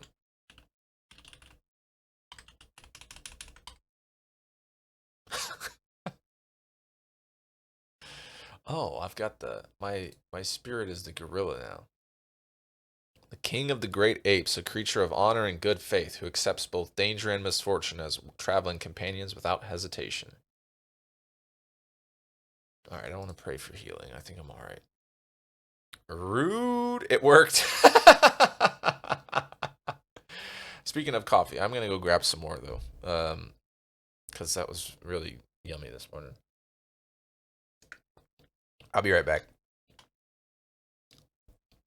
I'll just leave it here. I just gotta pour a cup of coffee. It'll take me a second. Get a cat too. Something's happening. Okay. Something's happening. I was gonna say, you gotta pay for that. I'll get you a cat. I'll come back with coffee and a cat.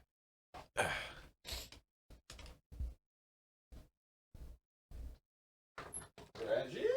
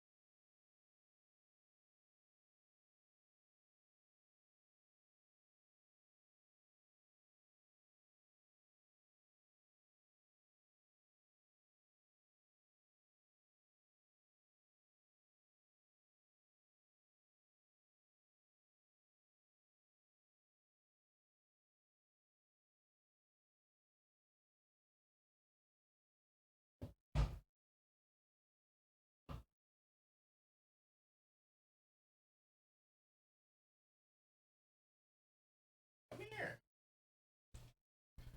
Alright. It might be Aggie, actually. We might get Aggie.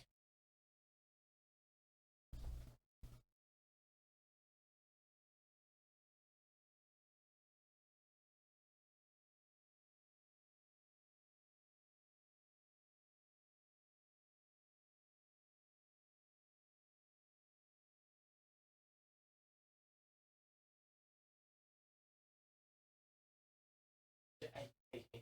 Go. Go.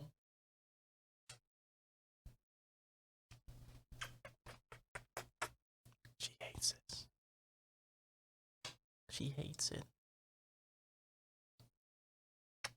Okay, you can go now. Here you go.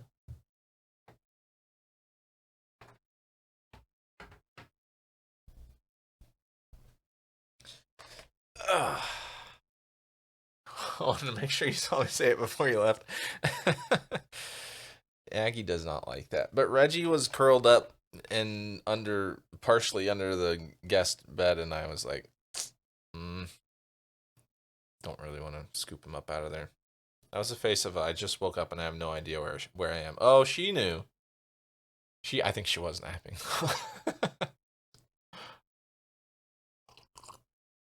Mmm.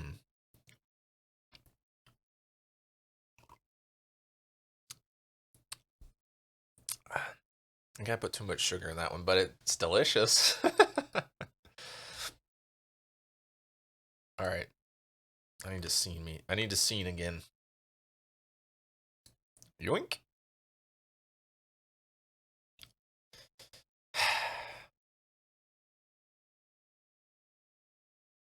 I gotta figure out. I would really like to have chat on this as well. I gotta figure out. I guess I need some kind of like border around the things. So, anyways, it's fine. It's fine. Oh, hi, Dr. Hogarth. Did you put another offer in on that house. It's a dock. It a dock. Oh, thank God, a doctor. Not that kind of doctor. Chill. Yeah, but I still haven't sold mine, so yeah, I forgot. You have to sell yours as well.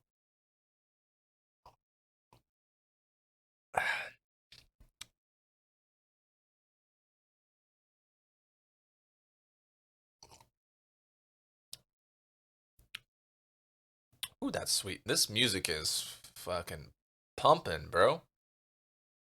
I can heal you if you're you're a nearby galaxy. That's funny. Um okay, we can go into the woods towards Dumpus, or we can go towards Liaki, but it's ruined. Um it looks like we're gonna circle around to Dumpus anyways. Oh wait, there might be a mine or something here. There's some kind of cave. But where does it come out? I don't know. Which way should we go? Dumpy! Maybe the house will sell better if you offer to throw DB in for free. I have a feeling that's not gonna happen. Something tells me. Something tells me old Daisy Bear is not part of the deal.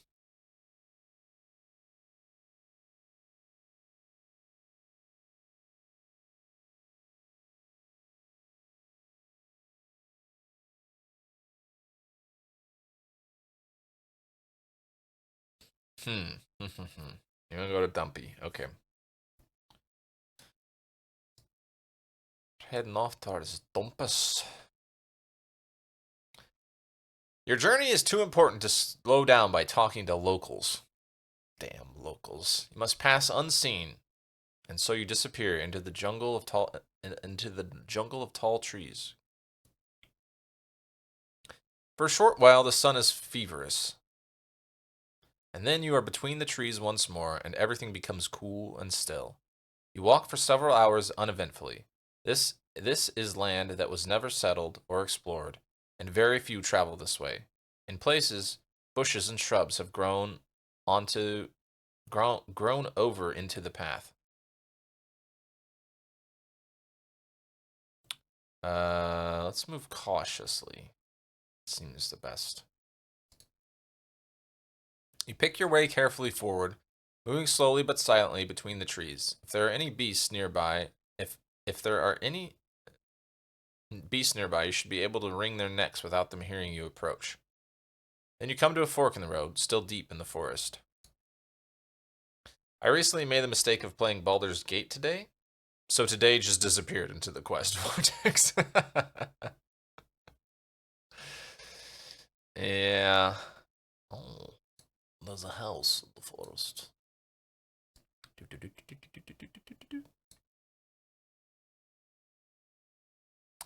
I I want to play that, or like I think I have Divinity Original Sin 2, but it's like too there's too much. There's it's too big. It's too much.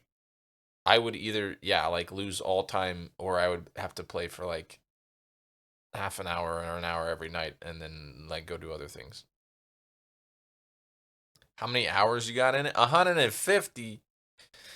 Dang, bro. I mean, that's a lot. That's a lot. Someone has thought to make a sign, perhaps as a guide, or perhaps as a warning. The way to the right is marked for Dumpus. The left point, the left turn points to Aliana. Neither way seems the better trod. You will have, well, excuse, you will have to choose. All right, do we keep going towards Dumpus or do we go to Aliana? Even though that's not marked on this map. Just saying. This looks like some sort of mansion out here, but I don't know what that means. That's nothing compared to Pete. I mean, yeah, like, I know people have put, like, probably freaking thousands of hours into that game. But 150 hours is still a lot of hours to put into any game.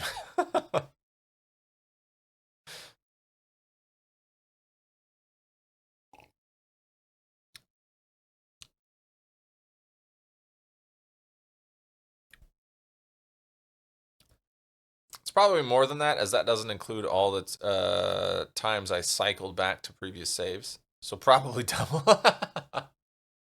That's funny.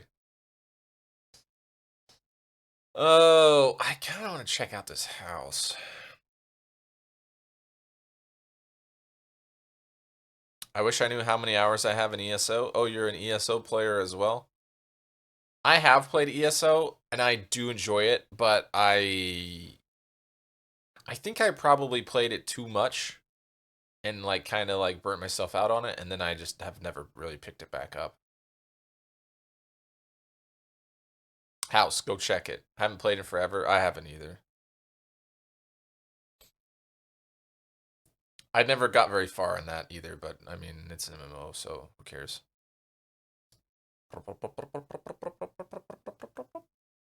Well, and also I was playing with the group for a while, and then we quit playing, and then I played with another group a couple times, and then we quit playing. The path winds between the trees that get greener and more lush. You must be closer to the river here, although you cannot hear the water. About half an hour's walk through the dappled shade, you come across a well-built hut. Flowers decorate its walls, and the door has been painted with ornate designs. The path ends here.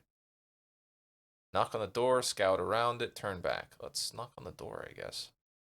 This has got to be a witch's hut, probably, right? Tell Pete I'm playing a Gith sorcerer. It was more fun when they didn't nerf to even everyone's level. Oh, really? I kind of like that when you can play with a group and everyone is doing the same. You don't have to worry about being under leveled for it's noob friendly. We'll knock.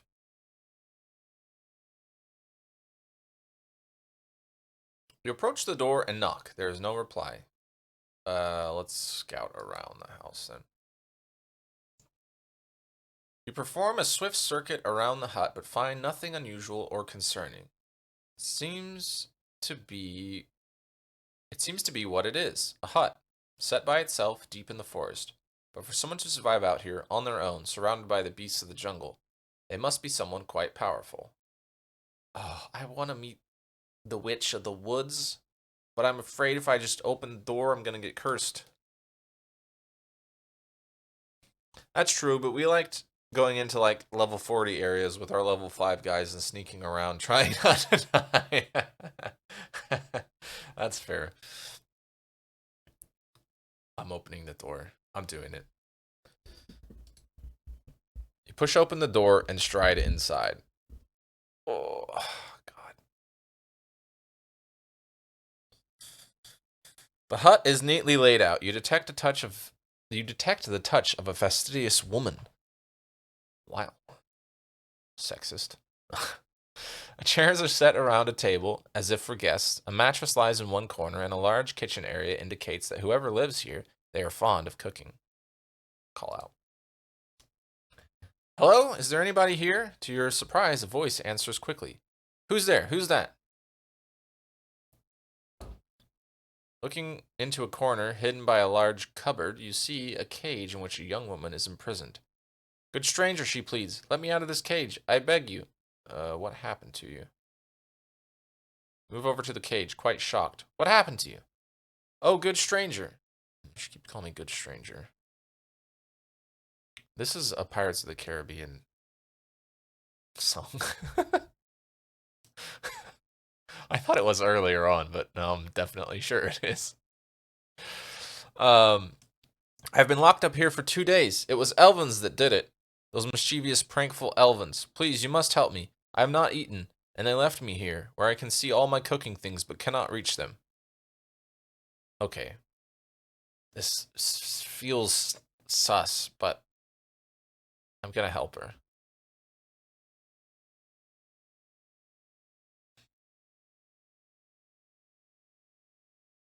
She's gonna be a nice witch. She's gonna give you something for saving her. Maybe. I'll help you. Going over to the cage, you try the door. It is locked, of course. We'll use magic. Stand back. Stop time, baby.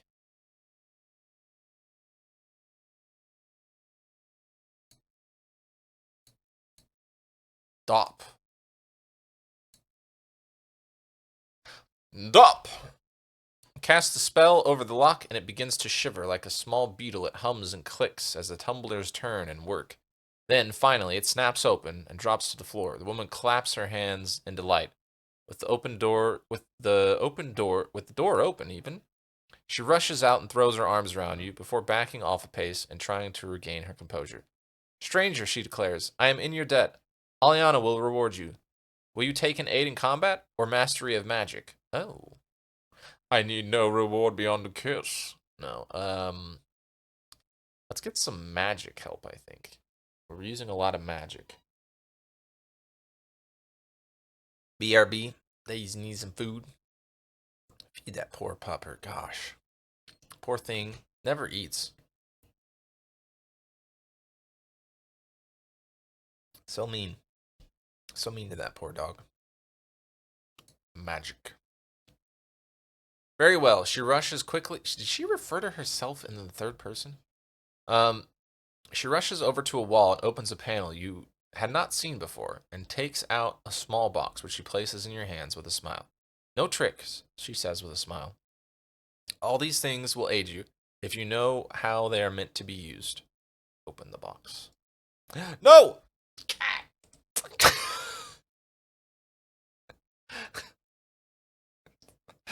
Rewind. Yeah, okay. Okay, call out. We did that. Locate speaker. Yep. What happened? Uh-huh. I'll help you. Use magic. Cast a spell. I thought I could go back just like a little bit, but that didn't seem to work. D-O-P. Dop. Get dopped.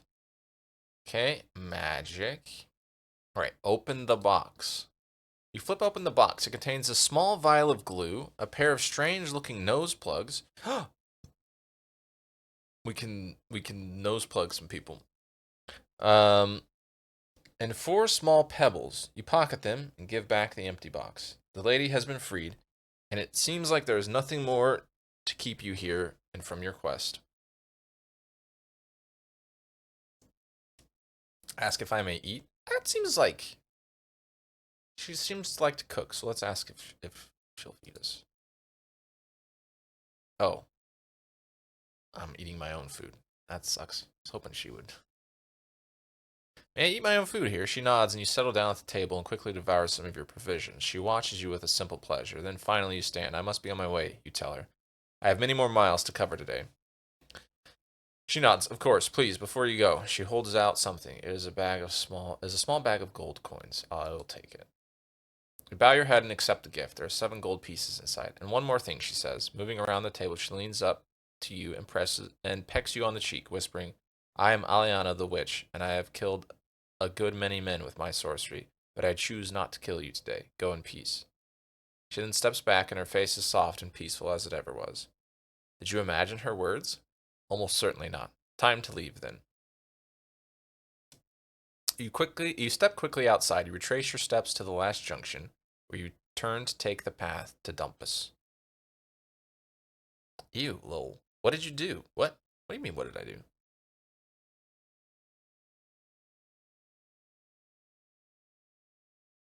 I chose not to kill you today, since you saved me from my own kitchen. Why'd you have to redo that last part?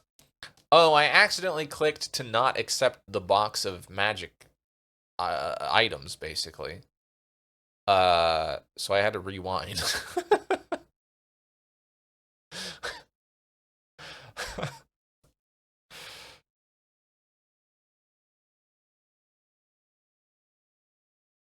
Alright, thanks, Aliana the Witch, who decided not to kill me because I saved her. I mean, that just makes sense. That's just good business. Fired. They're right on top of each other. I actually moved my mouse too far. It's not my fault. You walk for several hours, following the twists and turns of the path through the trees. Then suddenly you stop. You have heard a noise up ahead. Something is moving around between the rocks at the edge of the path. Let's wait and look. Peaches said he has 400-ish hours in Baldur's Gate. God damn.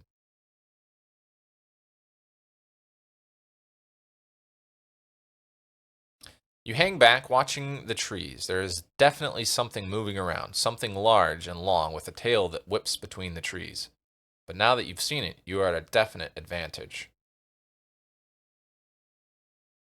I feel like the last time we tried to creep around something, it didn't go well.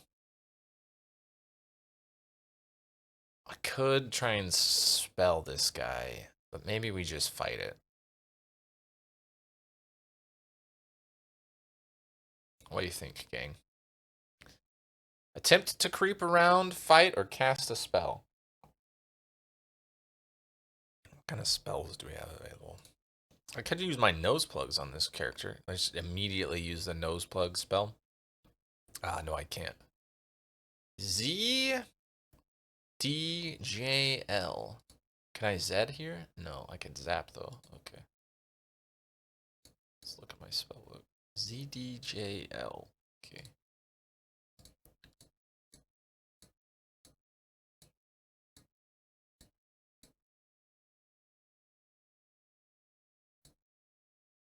Nif.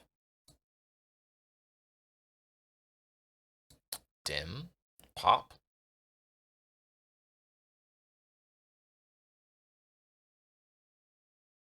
Oh, I could spook it with a pop, maybe. Oh, wait, we don't have a P. Hmm.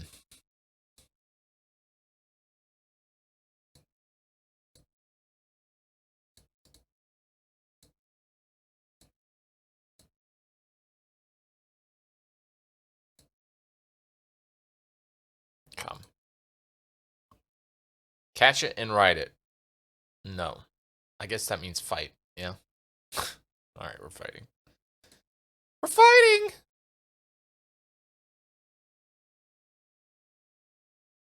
Bring your sword up to bear. Okay, he doesn't know that we're attacking yet, so we can do a big fucking attack. Oh, well, that was the right choice anyways. The rat bear? Okay, there's a skunk bear and a rat bear. What else is there? Huh? This doesn't even look very bearish, I'm just gonna say. The rat bear is startled by your approach, but drops quickly to all fours. You will not be intimidated by an overgrown rodent. You plant your feet and ready a mighty sword swing. At the last moment, the rat bear leaps, all claws off the ground, ready to plunge into your body. You chop it out of the air. You have opened a deep wound in its side. Afraid of you, it rears back, claws raised. Oh. It's rearing back. Says it's afraid, but I'm afraid that I need to defend here. Ah, shit, it defended. Damn. A chill bear. What? This bear is not chill at all. Warily, you move into a defensive crouch. The rat bear sniffs around you. Okay, let's defend again. Okay. You remain hidden. Squeaking with rage, the rat bear charges forward, but you keep yourself guarded. For a moment, it is close enough for you to smell its sewer breath. It stumbles back, tail whipped high in defense. Alright, so let's do just a small side swipe. Do some damage. You test the creature. Sidestepping, you slash out at the rat bear, but it has read your intention and drops into a crouch. Light plays through the trees for a moment. The true extent of the rat bear's injuries is revealed. It squeaks and snuffles, standing up onto its hind legs. I think I could take it. Let's defend. No. Let's go. Big choppers. Rushing forward, you charge at the rat bear. Then your sword slips between the creature's ribs and drives deep into its putrid heart. The rat bear squeals and falls to the ground, face down in the mud. 1 stamina lost. Skilled sword play.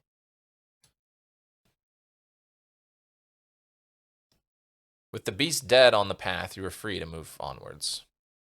It's good timing on the music being all hyped and shit. Sewer breath. A chill bear. Bears, I think, generally are pretty chill, unless they're little bearlings. Cubs are involved. Oh.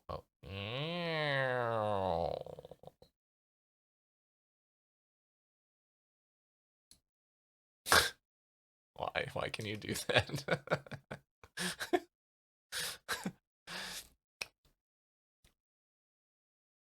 A DP.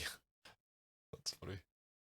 The path winds a few more times around gigantic trees, thousands of years old, and then emerges onto a sudden plain, as if the forest had been scooped away by a gigantic hand. A river trickles thinly between short grasses, and by its banks stands a tiny village.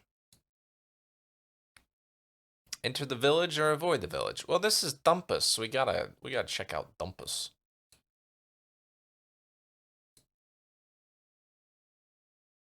Today has been a short day with few true dangers. With a decent meal and a night's sleep, your next day will start auspiciously. So you begin the gentle climb down into the village. Is it a climb if you're going? I guess you can climb down. Will you get me a Dumpus keychain? Yeah, I'll get you a Dumpus keychain. You follow the path down into the village, passing a sign which declares it to be Dumpus. The streets are thin and narrow, and the buildings have been set close together, as if trying to withstand a storm. There is a terrible smell hanging in the air. All in all, it seems an unpleasant place. Let's explore the town, I guess? I think we'll be able to explore the town and talk to the villagers.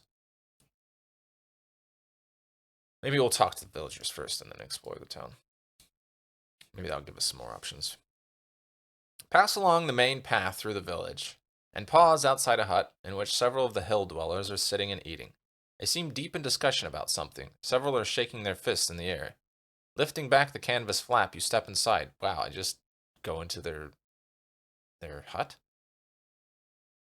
The hill dwellers stop talking immediately and look up at you. One gets to his feet and gestures you forward. I'll bow first, I guess. I think I'd be more offended if Dumpus wasn't a dump. I mean, that's fair. I love that I'm just like, I'm just going to open this flap and come right inside your hut. I heard you guys talking in here. I'd like to be part of the conversation. I know you don't know me, but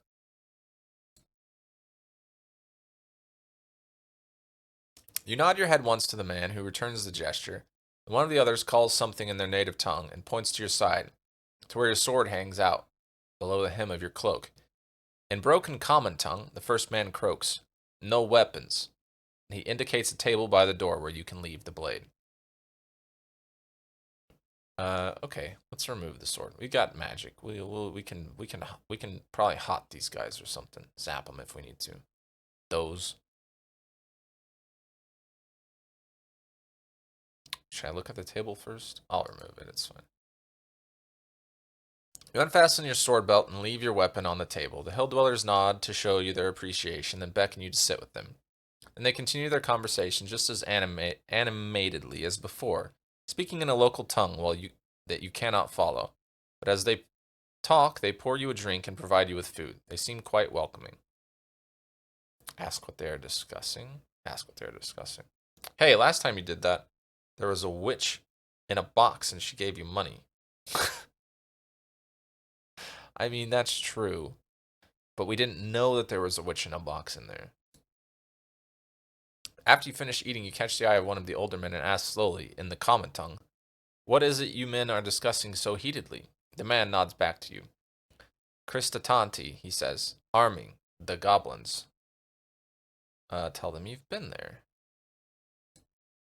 I've been to Kristatani, you declare. The men nod, but do not seem surprised. Slowly you piece together the story. The group seem quite sure that a horde of goblins are planning an attack on Kristatanti, which is apparently one of the wealthier spots in the hills. They're discussing whether or not it would be worth helping the village to defend itself, which might mean they are offered some kind of reward.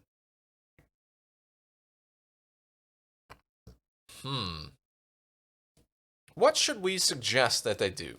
So we suggest that they must help Kristatanti.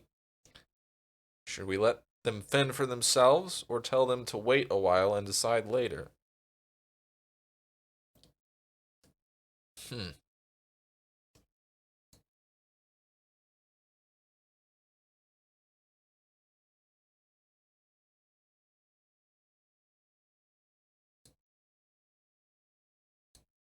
I mean, a reward would be good, but there's no guarantee.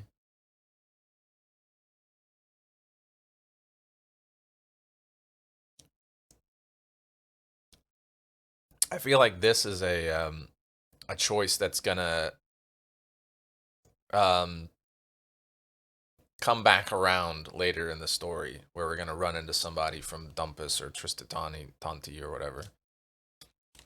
Forget those guys. Wow. All right.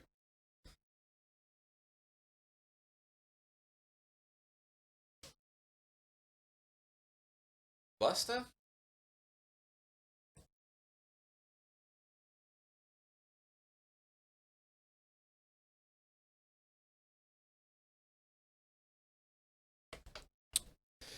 That got to lurk and cook some ramen. Ooh. Lurdeberk. Oh man, does that Daisy look good in my lurk emotes?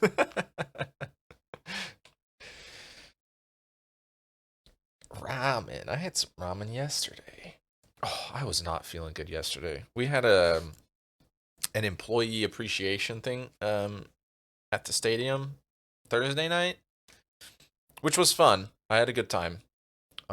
Hanging out with some of my coworkers from over the winter, basically. But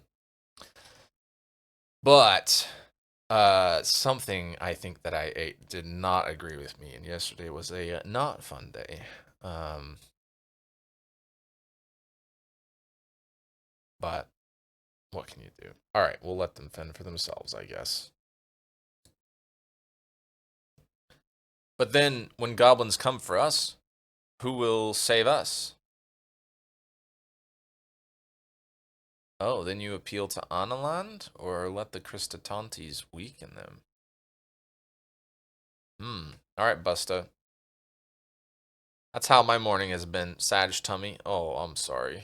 That is no bueno. Alright, Busta, what are we doing now? Are we telling them that when the goblins come for Dumpus, that they should appeal to Analand? Or that they should let Kristatantes weaken them, and then they'll be able to take out the goblins? This is your choice, because you set us down this path. And if it does come up later off stream, I will be sending you a screenshot of whatever. No.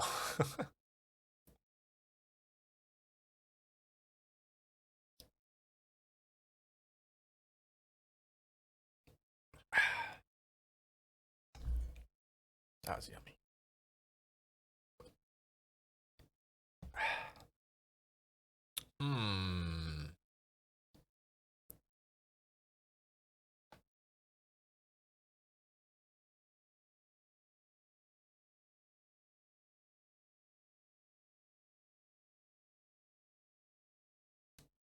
Let the weaken them. Okay. It's Kristatantes. I don't know. That's how I'm pronouncing it. Let the Kristatantes weaken them. Perhaps when they reach your borders, they will be half the force they are now. The men nod, swayed by your ruthless logic. And you? How do you fight? One man asks. I serve the king of Analand. I serve myself. I will help those that need it.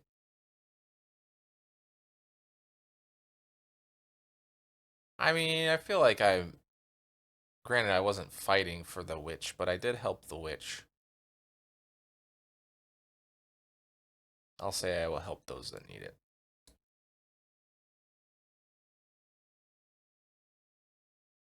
Oh no. The men nod. Let the goblins attack tonight, they cheer. We will use your strength. The evening draws to a close. The men thank you for your counsel and leave one by one. Alright, let's explore the town. Okay. Yeah. Halfway along the track, you come across a couple of merchants' huts. You browse for items worth buying with your 16 gold pieces. Your attention is taken by a finely woven skull cap, a finely crafted sword, and a small bag of provisions. Examine the skull cap. I think we've got a spell that uses a skull cap. Hang on. Here comes the skull cap music. Not the magic music, sorry. Alright, we didn't get that.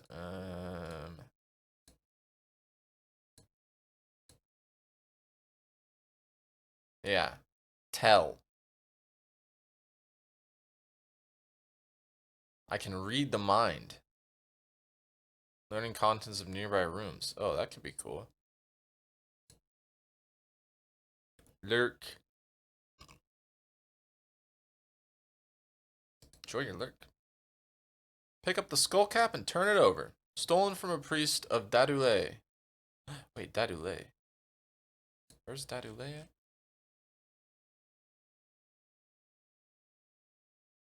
at? Dadule. There's priests down in Dadule, apparently. Alright. The merchant declares with pride, a fine piece of work, 4 gold pieces. You can tell from the feel of the cloth it has no inherent magic, but it might be useful in spells. Try it on? Will he get mad if I try it on first? Alright, let's buy it. That's fine. I do want to buy provisions, I think.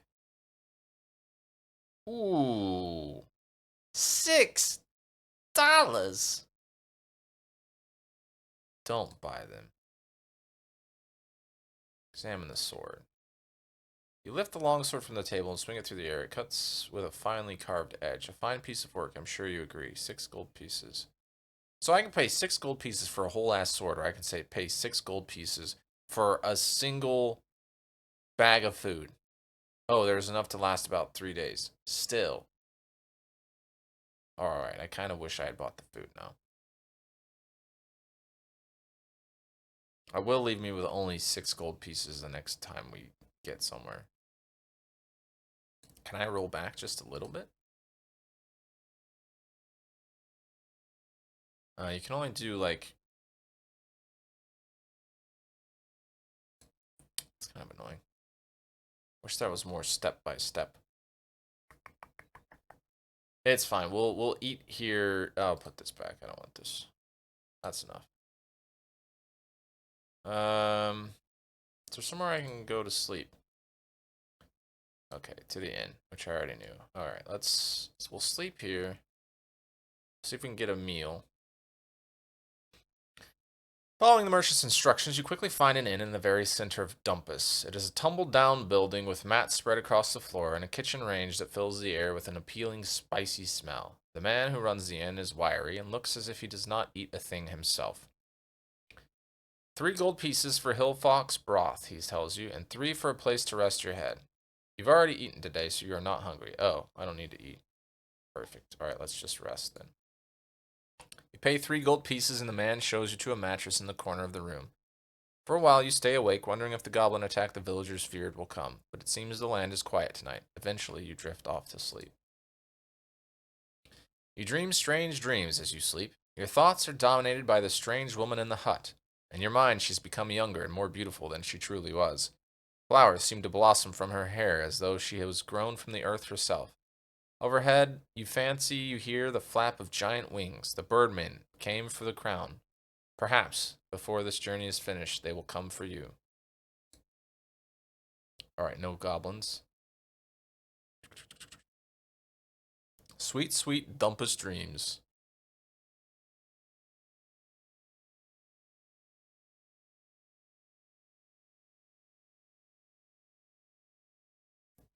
Nice Dumpus.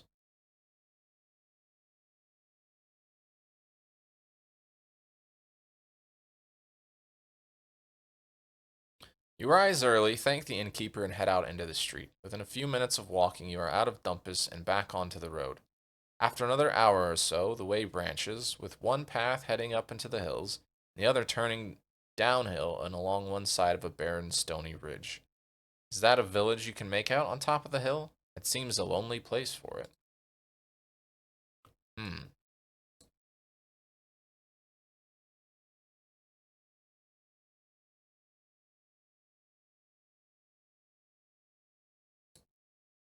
Where the hell does this go? This looks like it. I'm not sure. There is a path out, but where does it go? I don't know. I don't know. Maybe it'll just swing around this way? Wait, where's the...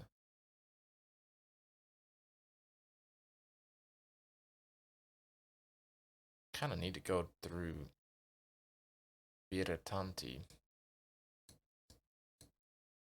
I feel like Mark would love the names in this. Oh, yeah. Mark's really missing out.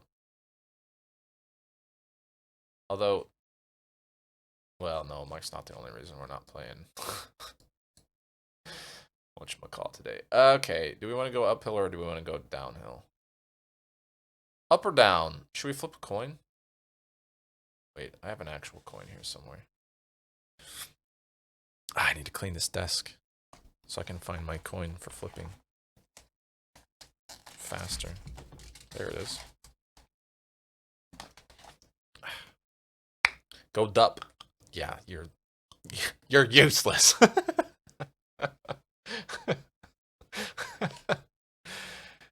Tails?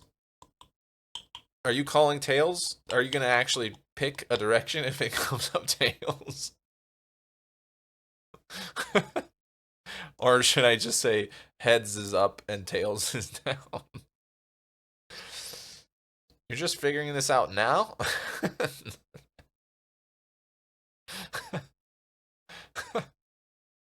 Yeah. Duh. That makes too much sense. Alright. Alright, it was heads. Does that mean I get to choose, or are we going up? I don't know. Go tails. Too late, too bad, too slow, too sad. That rhymed. Alright, I guess we're gonna go check out this weird little village. I have a bad feeling about this. I got a bad feeling about this. The gentle upward slope becomes a steep climb, and you are forced to rest several times. So far, you have been walking through the foothills. Now the journey will become more serious. When finally you reach the summit, you can look out over the low plateau you have crested. You see the path runs through a small settlement of crudely fashioned huts. This looks like something out of Dr. Seuss. I mean, it's a little more somber than that, I guess, but just this weird little shape here. There are villagers out in the street, talking and working. It seems a happy, bustling place. Approach, I guess? I don't see the point of just standing around watching. There seems no obvious danger. You approach along the path until you are close enough for the villagers to notice you. The effect is immediate. They begin to scurry inside of their huts, as if you were an army and not a lone traveler. Cannot help but notice what a sorry bunch they are, squat and short, and all limping strangely. Their bodies are thin and malnourished, as if they disappeared as they disappeared through their doors, you notice some are missing limbs. Oh. Let's knock at one of the doors. There's no reply.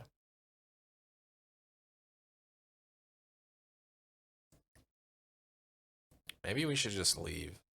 Let these poor folks in Erstatanti be.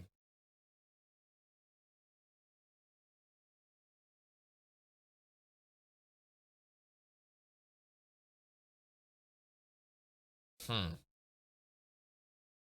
don't know, this is odd. They're all like limping, and some of them are missing limbs, and they're malnourished, but they're happy, which, you know, that's fine. I don't know. Just strikes me as maybe a bit odd. Um, Why is your spirit a gorilla now? I don't know. It just changes. I think it depends on like which paths you take and which options you choose. And the gorilla uh is the king of great apes, a creature of honor and good faith, who accepts both danger and misfortune as traveling companions without hesitation. So I think it's just like based on how the choices that we've made and things.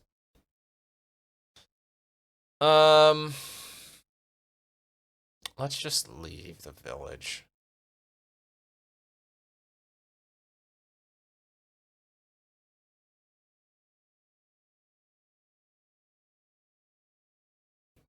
The place seems normal enough, but you cannot be sure. You take a side path out of the village as soon as one appears, out onto a ridge. Look back.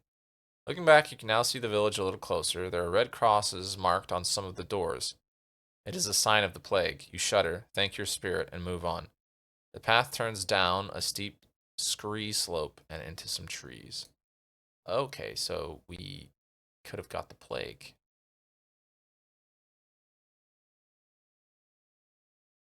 That worked out. It's difficult to see the way ahead through the tree line, but you trust to the course, and eventually the path bursts out onto a narrow stone ledge, high above the valley floor. The ledge leads left and right. There is no way forwards. What?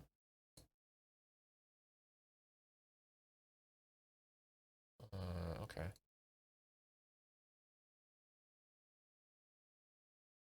Some of these descriptions are a bit janky because you're coming from a different direction. Look left.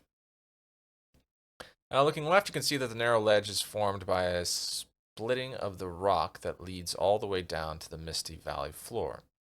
If there is a path up the other side, it is not clear from here. Looking right, you are taken aback, as out of the mist that fills the valley, an impossibly wide bridge looms into view, as if it had only now fallen into place. It is made of planks and thick ropes, and is suspended from this peak to the peak on the other side. Who could have built such a marvel, and how long ago? Look at the bridge. Ooh, Misty Valley. You take a moment more, staring at the bridge. It forms a delicate curve across the valley, swaying very slightly in the wandering wind. But the more you look, the more it seems too perfect. Could such a bridge possibly exist, or is it mere illusion, a trick to trick the incautious traveler? Okay. I'm sus. Getting to your feet once more, you take a moment to find your balance before moving on. One slip here, and you will fall a long way down. I wish I could do a spell and, like, figure out if that's a trap or not.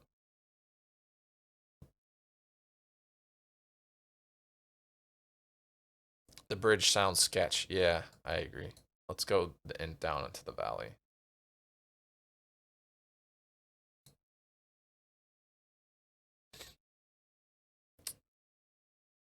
It's a tarp! The bridge seems untrustworthy. Should anything happen while you are halfway across it, there would be no escape, but the last, most final kind. Better to walk. You make your way along the stone ledge. The angle is steep, and it's hard going not to stumble. At the valley floor is a dried up river, covered in worn stones honed by water that is now long gone.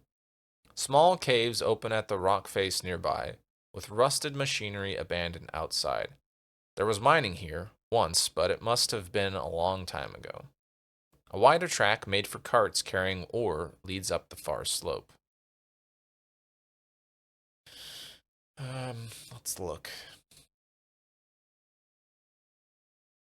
You pause for a moment to recover your breath and look around. You look down at the riverbed, nothing but a carpet of stones. Let's take a few. Choose 3 nice round pebbles and stash them in your backpack. Heavy to carry, but useful. Check the machinery. You walk for a while between the ancient machines that list out of the mud along beside the riverbed. Gigantic hoppers, now bronze with rust, with huge spiked wheels on their sides and chutes leading between them, now thick with bindweed, slugs, and mud. Whatever these machines were for, they have not worked in decades, maybe even centuries. Okay, we can investigate the mines or climb up out of the valley. I mean, do we have any reason to check out the mines? Is my thought.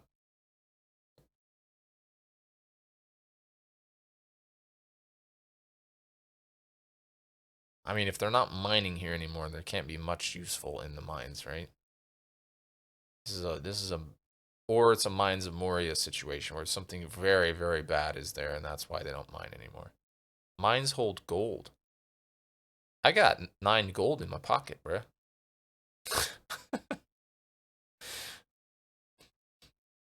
This mine's been abandoned for possibly centuries. I don't think it's gonna do us any good to go inside there.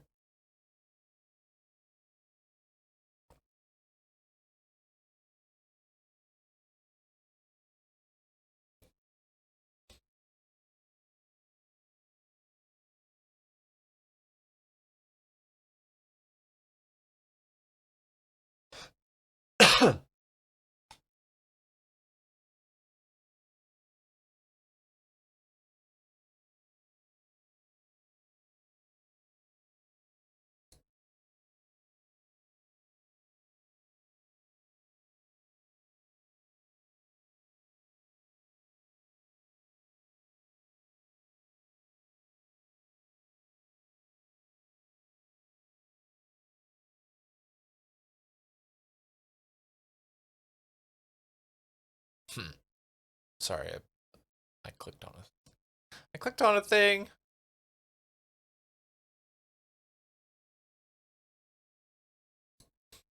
Oops. No mines. No mines. Climb up out of the valley. The climb on the other side of the valley will be no easier than the climb down.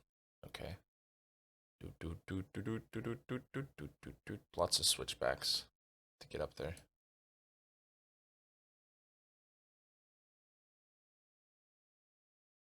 Oh, that took staminas. Your breath is short and your heart is hammering as you pause halfway up the valley slope. A small wooden hut is opposite, set a little way back from the path. Let's look at it first, I guess.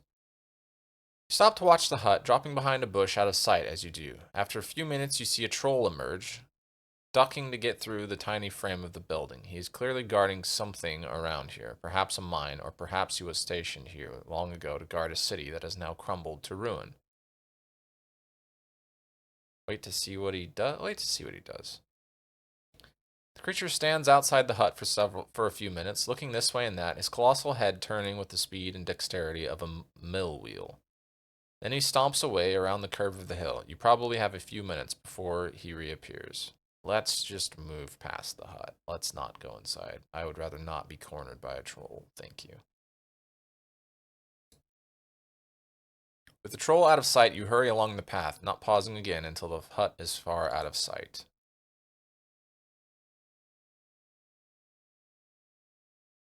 Another hour passes as you finish the climb. With the sun starting to hang heavy in the sky, you reach the top and meet with the other end of the rope bridge. Look back at the bridge.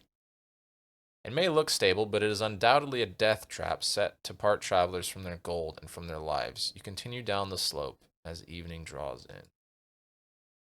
Thought we were going up the slope. There's a town up here. Oh yeah, Bratatanti.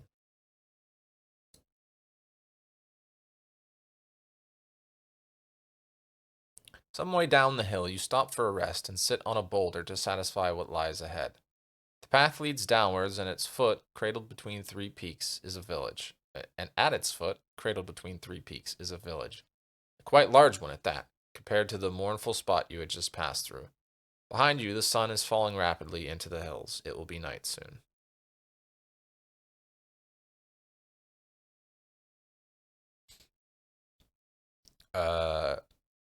Let's approach the village. The village looks like a good place to stop. You hop down from the boulder and make your way forward when an overhanging branch touches your face and you hear a lively chirping. Freeze, turn around, keep going. A lively chirping. Like from a bird? Guess we'll freeze. Hovering by your shoulder is a small creature the size of a bird. It is childlike but very thin with green skin. It flits around you on transparent wings. It seems friendly enough. It even lands on your shoulder, its tiny clawed toes pinching slightly. Chicken! No, not a chicken. Some sort of fairy or something. An imp, perhaps. Should I talk to it?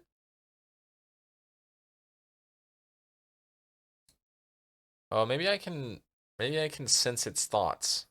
What's this thought sensing spell? It's like sus or something? I don't know.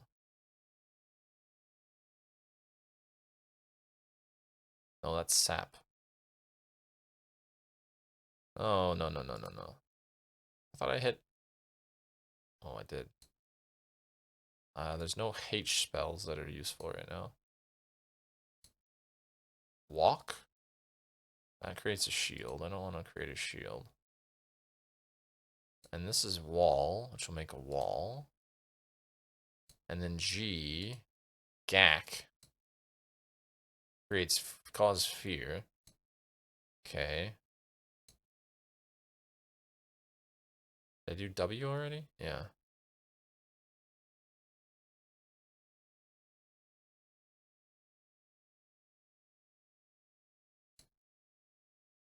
Hang on. Oh, it's tell. Okay. Walk gives it fried rice. All winged things are chickens. Yeah, true. Look at all those chickens.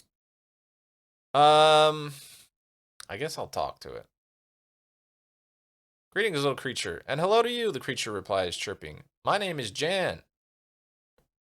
I vaguely remember this from the last time I played this, which was years ago. What are you?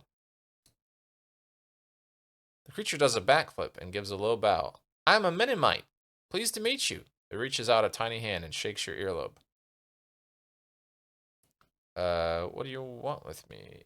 What can you tell me about the village? I'm not going anywhere until you've gone. Maybe just what do you want with me? I feel like... What do you want with me? See that village? Last time I tried to go through, they told me I wasn't welcome. So I wouldn't mind some protection. Creature starts hopping up and down. Come on, it grumbles impatiently. Let's get going, can't we?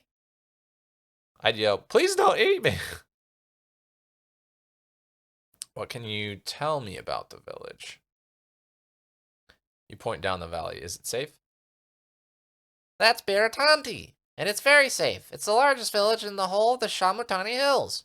Every traveler who comes this way spends at least one night there. So it's a little bit expensive, especially for Minimites, but pleasant enough.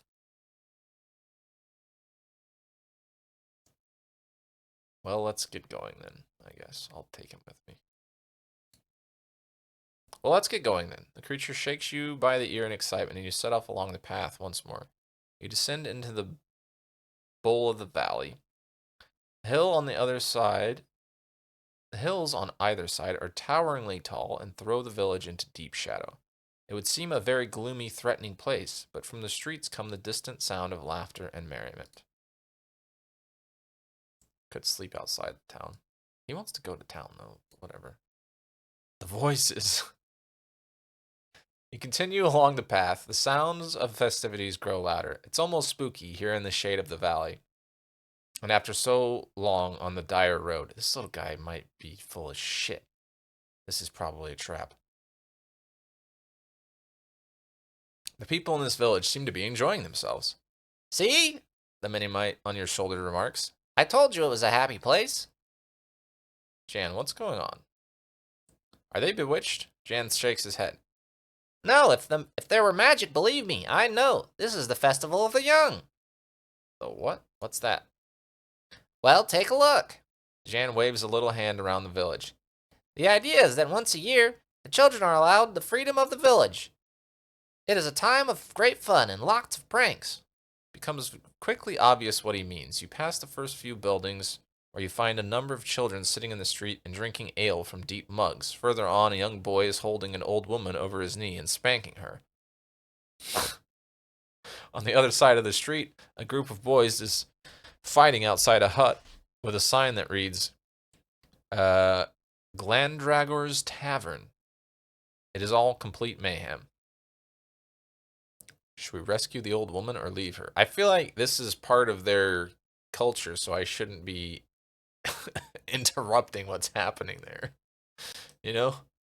So it's the purge, but for children.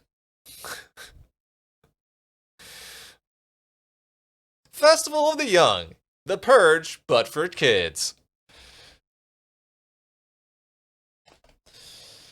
I don't want to offend anybody any more than I am by bringing this Minimite into the village.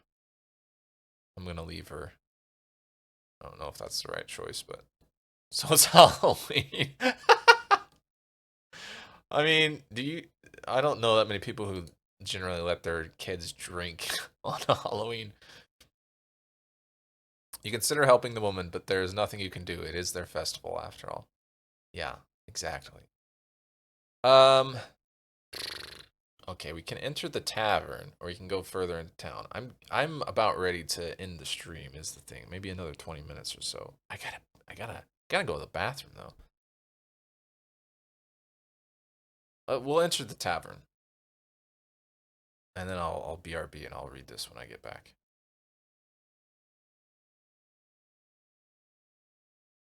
Behind the bar, a thick-set... I'll read it now, and you can decide what we're doing before I get back.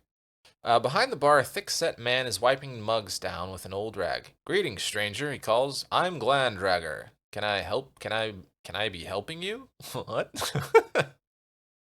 Greetings. How much is ale? Leave again. Surely we start with a greetings, I would think. Let me close that. And let me BRB. I'll be right back.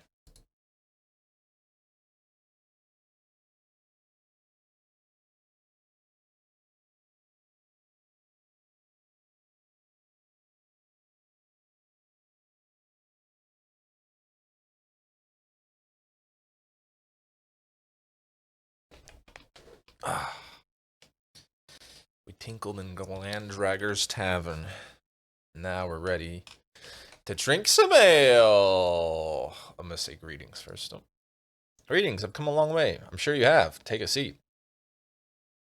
You do so, and Jan leaps up onto the counter. Glandragor seems amused rather than alarmed by the creature. How much is ale? How much is a mug of ale, you ask? Changing your oil? Yeah, exactly. 2 gold pieces, and it's the finest in town. Well, it's the only ale in town. I make sure of that. Oh, I could hit him with a I have no gold. I'll buy a mug. It'll be fine. Put 2 gold pieces down on the countertop, and Glandragor pulls you a mug of beer. It's warm, frothy, and deeply refreshing. Glandragor smiles. You look like you've been on the road a while. You have no idea, you reply. Glandragor nods. Tell me about this village. Glandragor shrugs. Not much to say. What you see is what you get. This place keeps going because it's on the only route between Kare and Cantopani. If one of those mountains falls over or the river freezes over, then this place will be a desert in 2 weeks. I'm headed for Kare myself. Of course you are, he grins. Didn't I just tell you that? What can you tell me about it? Ah, Kare. I loved a girl in Kare once. It's the town for love, you know. You have to live every day like it's your last in Kare, because the chances are high that it will be. Now, there's a city of thieves if ever there was one. I'll survive. Good for you, he replies with a nod. I suppose the worst that happened to me there was a broken heart in the end. Glandragor goes back to wiping down his bar, then a thought occurs to him. You'll be passing through Torapani, I suppose. The Sphins in Torapani are normally a merry lot, but they're pretty depressed at the moment. There's a real gloom about the place. What's the matter with them? I hate when mountains fall over. Me too. Oh, well, he thinks for a moment, then waves away whatever was on the tip of his tongue. I'm sure it's nothing to concern you. From the counter, Jan issues a loud burp. He has been sipping ale from puddles on the bar top and is now quite drunk. Should I slip away or wake him? Oh, is this about Jan? I guess this is about Jan. Let's wake him up. Take him with us. Is this what he wanted? I don't know. Poke the little creature who clambers boozily up your finger, but then topples off onto the floor. Leave him there if you like, Glandragger says. I'll pick him up and put him in a mug. But you don't quite manage it. At the last moment, Jan rouses himself and flies wobblingly back onto your shoulder. I love you, he whispers into your ear. Jan, hey! Alright, let's go further into town, I suppose. You head out of the tavern and turn a corner to find a group of girls standing by a signpost pointing to the crystal waterfall. They are tripping up their elders as they pass and giggling. Ask them about the waterfall? Ask them about the waterfall. Don't drink in fairy, yeah. Stop by the group and ask them about the waterfall, but they are too distracted by Jan, whom they delight in poking, tickling, and generally cooing over. After a few minutes of asking them about the waterfall, you give up and walk away. One of the girls calls, "Come back!" and another shouts, "The water is good for you!" Jan sighs, already missing the attention, but comes back to rest on your shoulder. You leave the girls to their snickering. We can visit the waterfall, or we can find an inn. Let's visit the waterfall. Fuck it. Who cares? The water's good for you, supposedly. You go back past the girls and head up a path that climbs through a crack in the mountainside. Soon the air is filled by a thundering. It's quite a climb, but eventually you turn a corner through a narrow cleft in the rock and catch your first glimpse of the tall, natural waterfall, plunging down from the cliffs overhead. Large crystal stalactites hang down either side of the water. It is stunning. There's only one path to reach it, winding up the rock face, and it passes by a small hut where a ruffian is collecting money. Ask Jan to scout ahead. Ask Jan to scout ahead. He's drunk, but that's fine. You tap Jan on the shoulder. Why don't you scout ahead? Find out if this waterfall is worth the money. Jan nods vigorously. All right, but I'll be quick. Don't think you can get rid of me just like that. I can catch up. He flaps away up the path. Cast a spell. Ooh, can I use tell on this ruffian? Come on, T. No, I can cast dumb on him. No, dud. Illusion of treasure. Okay, yeah, that would work probably. I can cast Nif. Make it stanky. Or Nip. Cause speed. That requires a yellow powder, which I don't have. Or I can cast Sax. No, Sap. Cause depression. Oh, we don't want to do that. Or 6. I'm gonna pay for 6 of us. Do you know which is a stalactite and which is a stalagmite? Not a troll, an actual question. Yes, I do. Do you? No, I'm kidding. Yeah, a stalactite comes from above and a stalagmite grows from below. You can remember by a stalactite has to hold on tight to the ceiling or it'll fall down. I do T for top and M for bottom. I mean, that does work. Oh, that makes way more sense. Yeah, stalactite has to hang on tight, and stalagmite has to be mighty. Yeah, I don't know. Mite for mound of dripping thing. I don't know. Maybe I can can I cast a spell on the ruffian before I actually give him money, or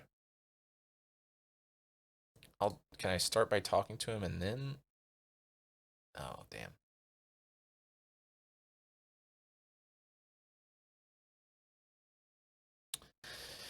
I want to go back. Do you make your way over to the hut? Greetings, you begin. You collect a fee for the waters? I do, sneezes the ruffian. These waters cannot be so healing that he has not caught an awful flu from them. 3 gold pieces. There is a buzzing at your shoulder as Jan returns and resettles himself. It doesn't look like much to me. I think you'd be wasting your gold if you paid. Haggle. No, turn back. For a bath? That's too much. The waters are healing, the ruffian explains quickly. They'll do more than make you clean.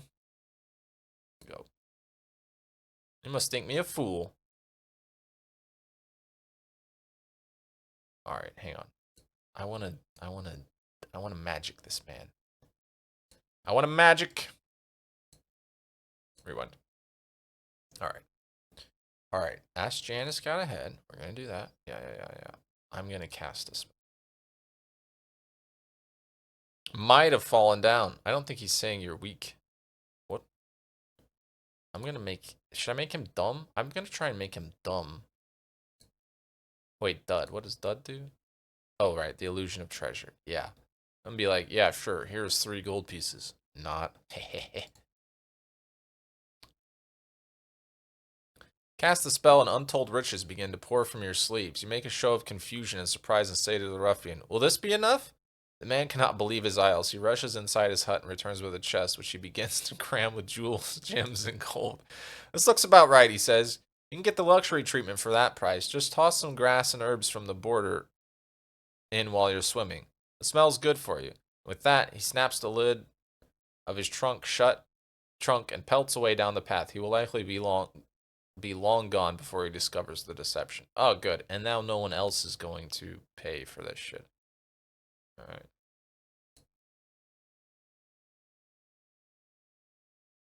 Oh, you think he's saying I'm weak? Oh, I see. Might have fallen down. Aha! That's a good one. You head up to the waterfall. You head up to the waterfall, which cascades forcefully into a deep pool. The Mennonite is waiting for you by the path and jumps onto your shoulder as soon as you appear. So you decided to come anyway, he whispers in your ear. I suppose you do smell like you need a bath. You strip your clothes and dive into the pool while Jan flits through the froth. The cool water is fresh and invigorating, and you feel yourself getting rapidly better. You feel a huge swell of confidence. Coming here was the best decision you have made. Wait, this water cures disease? Wait, this water cures disease? Something about that seems terribly important. Where does it come from? Where can it come from, this water? How is such a thing possible? Looking up the sheer cliff face, you begin to make out. You can make out nothing beyond a slight shadow hovering at the very edge of a precipice, like a gigantic spider waiting to jump. Whatever it is, it must be a place of great power, a place to be sought out, or a place to be avoided as one might avoid the plague. Oh, so this would be good if we had stayed in the plague place. Now you can move on, refreshed and ready for the night. Sleep by the waterfall or find an inn? Let's just sleep by the waterfall. We're at 16 staminers. We only got 7 gold. We'll save some gold. Pretty good. The rustle of the water will help us. The idea of going back to the village now is unappealing. And you're getting tired. You are refreshed and calm, and the scenery here is beautiful and peaceful. Getting out of the pool, you dry off, collect your things, and head off into the trees to find a spot to rest. Between curling roots, you find a small place to settle down to rest. Jan perches a little way above on a knot and is quickly asleep. You are tired enough to follow suit, but you are hungry from not having eaten. Okay, I'll eat. You pull out a ration of food and eat quickly. Oh, shit. The night's darkness draws in around you. In the distance, you hear screams and whoops from the village that only slowly fade. You feel lonely, distanced from such revelry. You rest your head on your backpack and close your eyes. Perhaps a few hours pass when you are wake suddenly, aware of a shadow moving in between the tree trunks. It turns as it sniffs the air. A wolfhound! It looks like a bat. Throw something at the creature. Cast a spell. Alright, this could be a good time to use Nif if we can Nif. We can't Nif. Okay. We can jig. Well, we don't have a bamboo flute. Oh, because we hit that bush. We could have got a bamboo flute. No, wait, that wasn't a flute. That was something else. Okay. No jig. We can big. We can embiggen ourselves. Or we can law. What does law do? Control non-intelligent creatures. That requires 3 staminas. How much does big take? How much stamina does big require? 1? Let's do that. Doggy! Bad doggy. Cast. You complete the spell, but nothing happens. The wolfhound charges you. You draw your sword. Long metal flashing in the moonlight. The beast roars and howls. Okay, let's defend.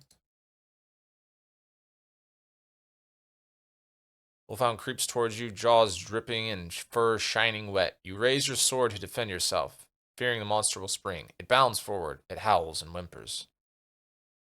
Alright. Let's do not a huge one. Let's do like a 1.3 here. Perfect. You risk a swipe. The wolfhound drops back. Alright, big attack here.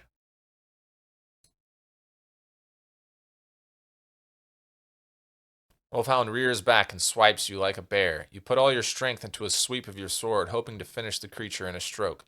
The strike connects. As the wolfhound grows weaker, its snarls get madder.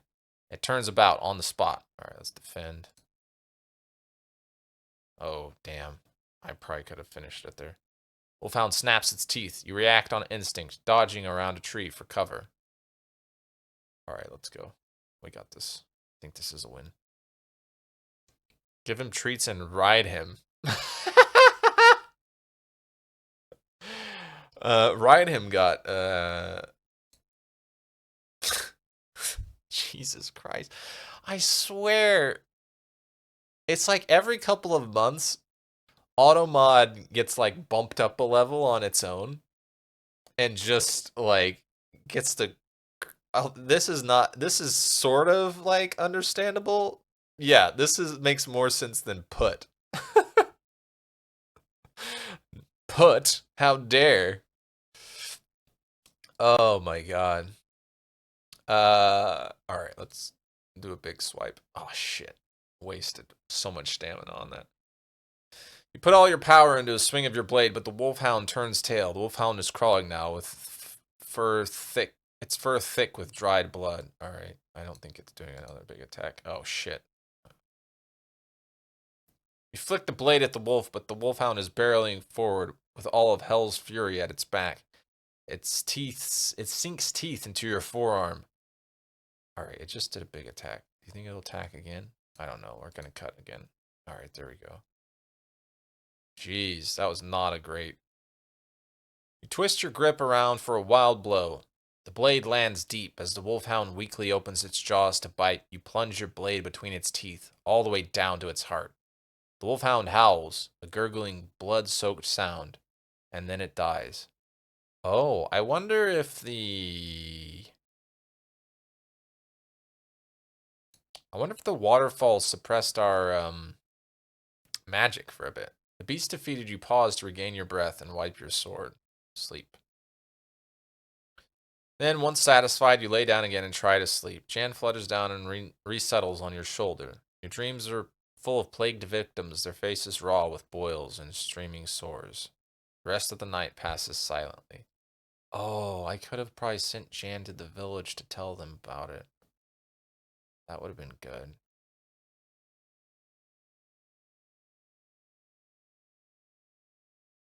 Alright, well, before we go any further, well, we're not going any further right now, is what I'm trying to say. This blood dries fast. Yeah. Poor puppy.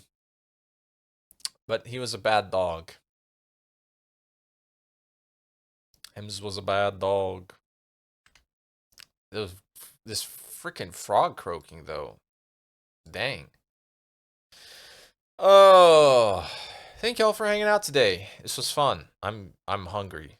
At least he went to heaven. Yeah, all dogs go to heaven. Wow, it capitalized the closed captions capitalized all dogs go to heaven because it knew that it was an actual factual thing that needed to be capitalized. Thanks for doing this. It's been keeping me sane today. Sane today. You're welcome. Yeah, thanks for hanging out. I believe next week we'll be back with 7 Days to Die. I won't know for sure probably until a little closer to actual time, but that's the plan. The plan is to be back with 7 Days to Die next weekend. I'll be on your time zone next Saturday. What? You'll be on my time zone next Saturday? Since when? You going up to the other corner? Or are you coming down here? What's happening next Saturday?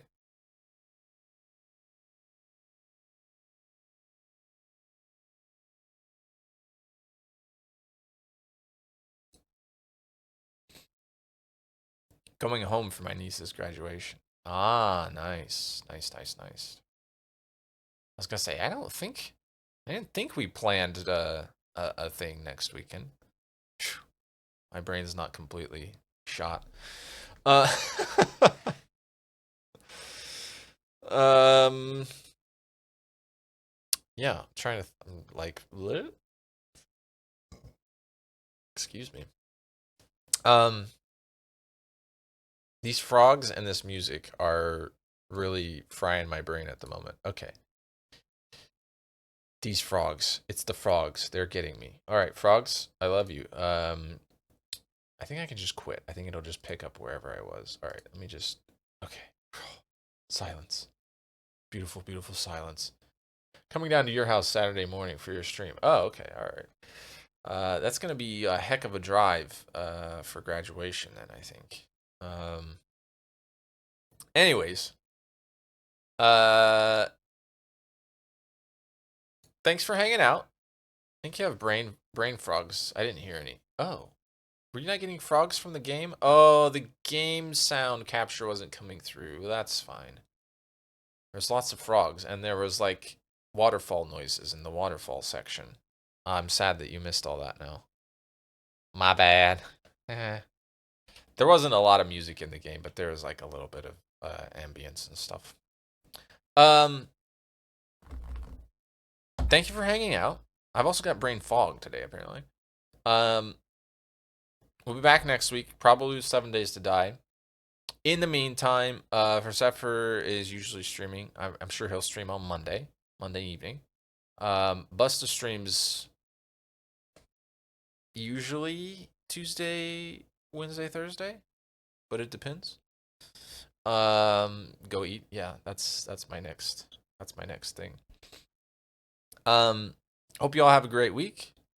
Great rest of your weekend as well. I'll see you next Saturday.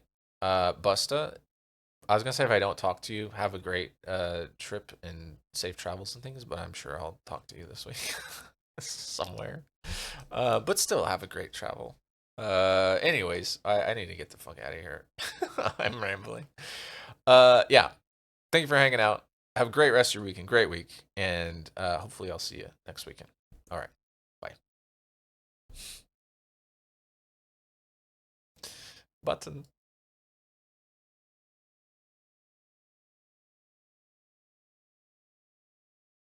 I'm not a father, but happy Father's Day to the fathers.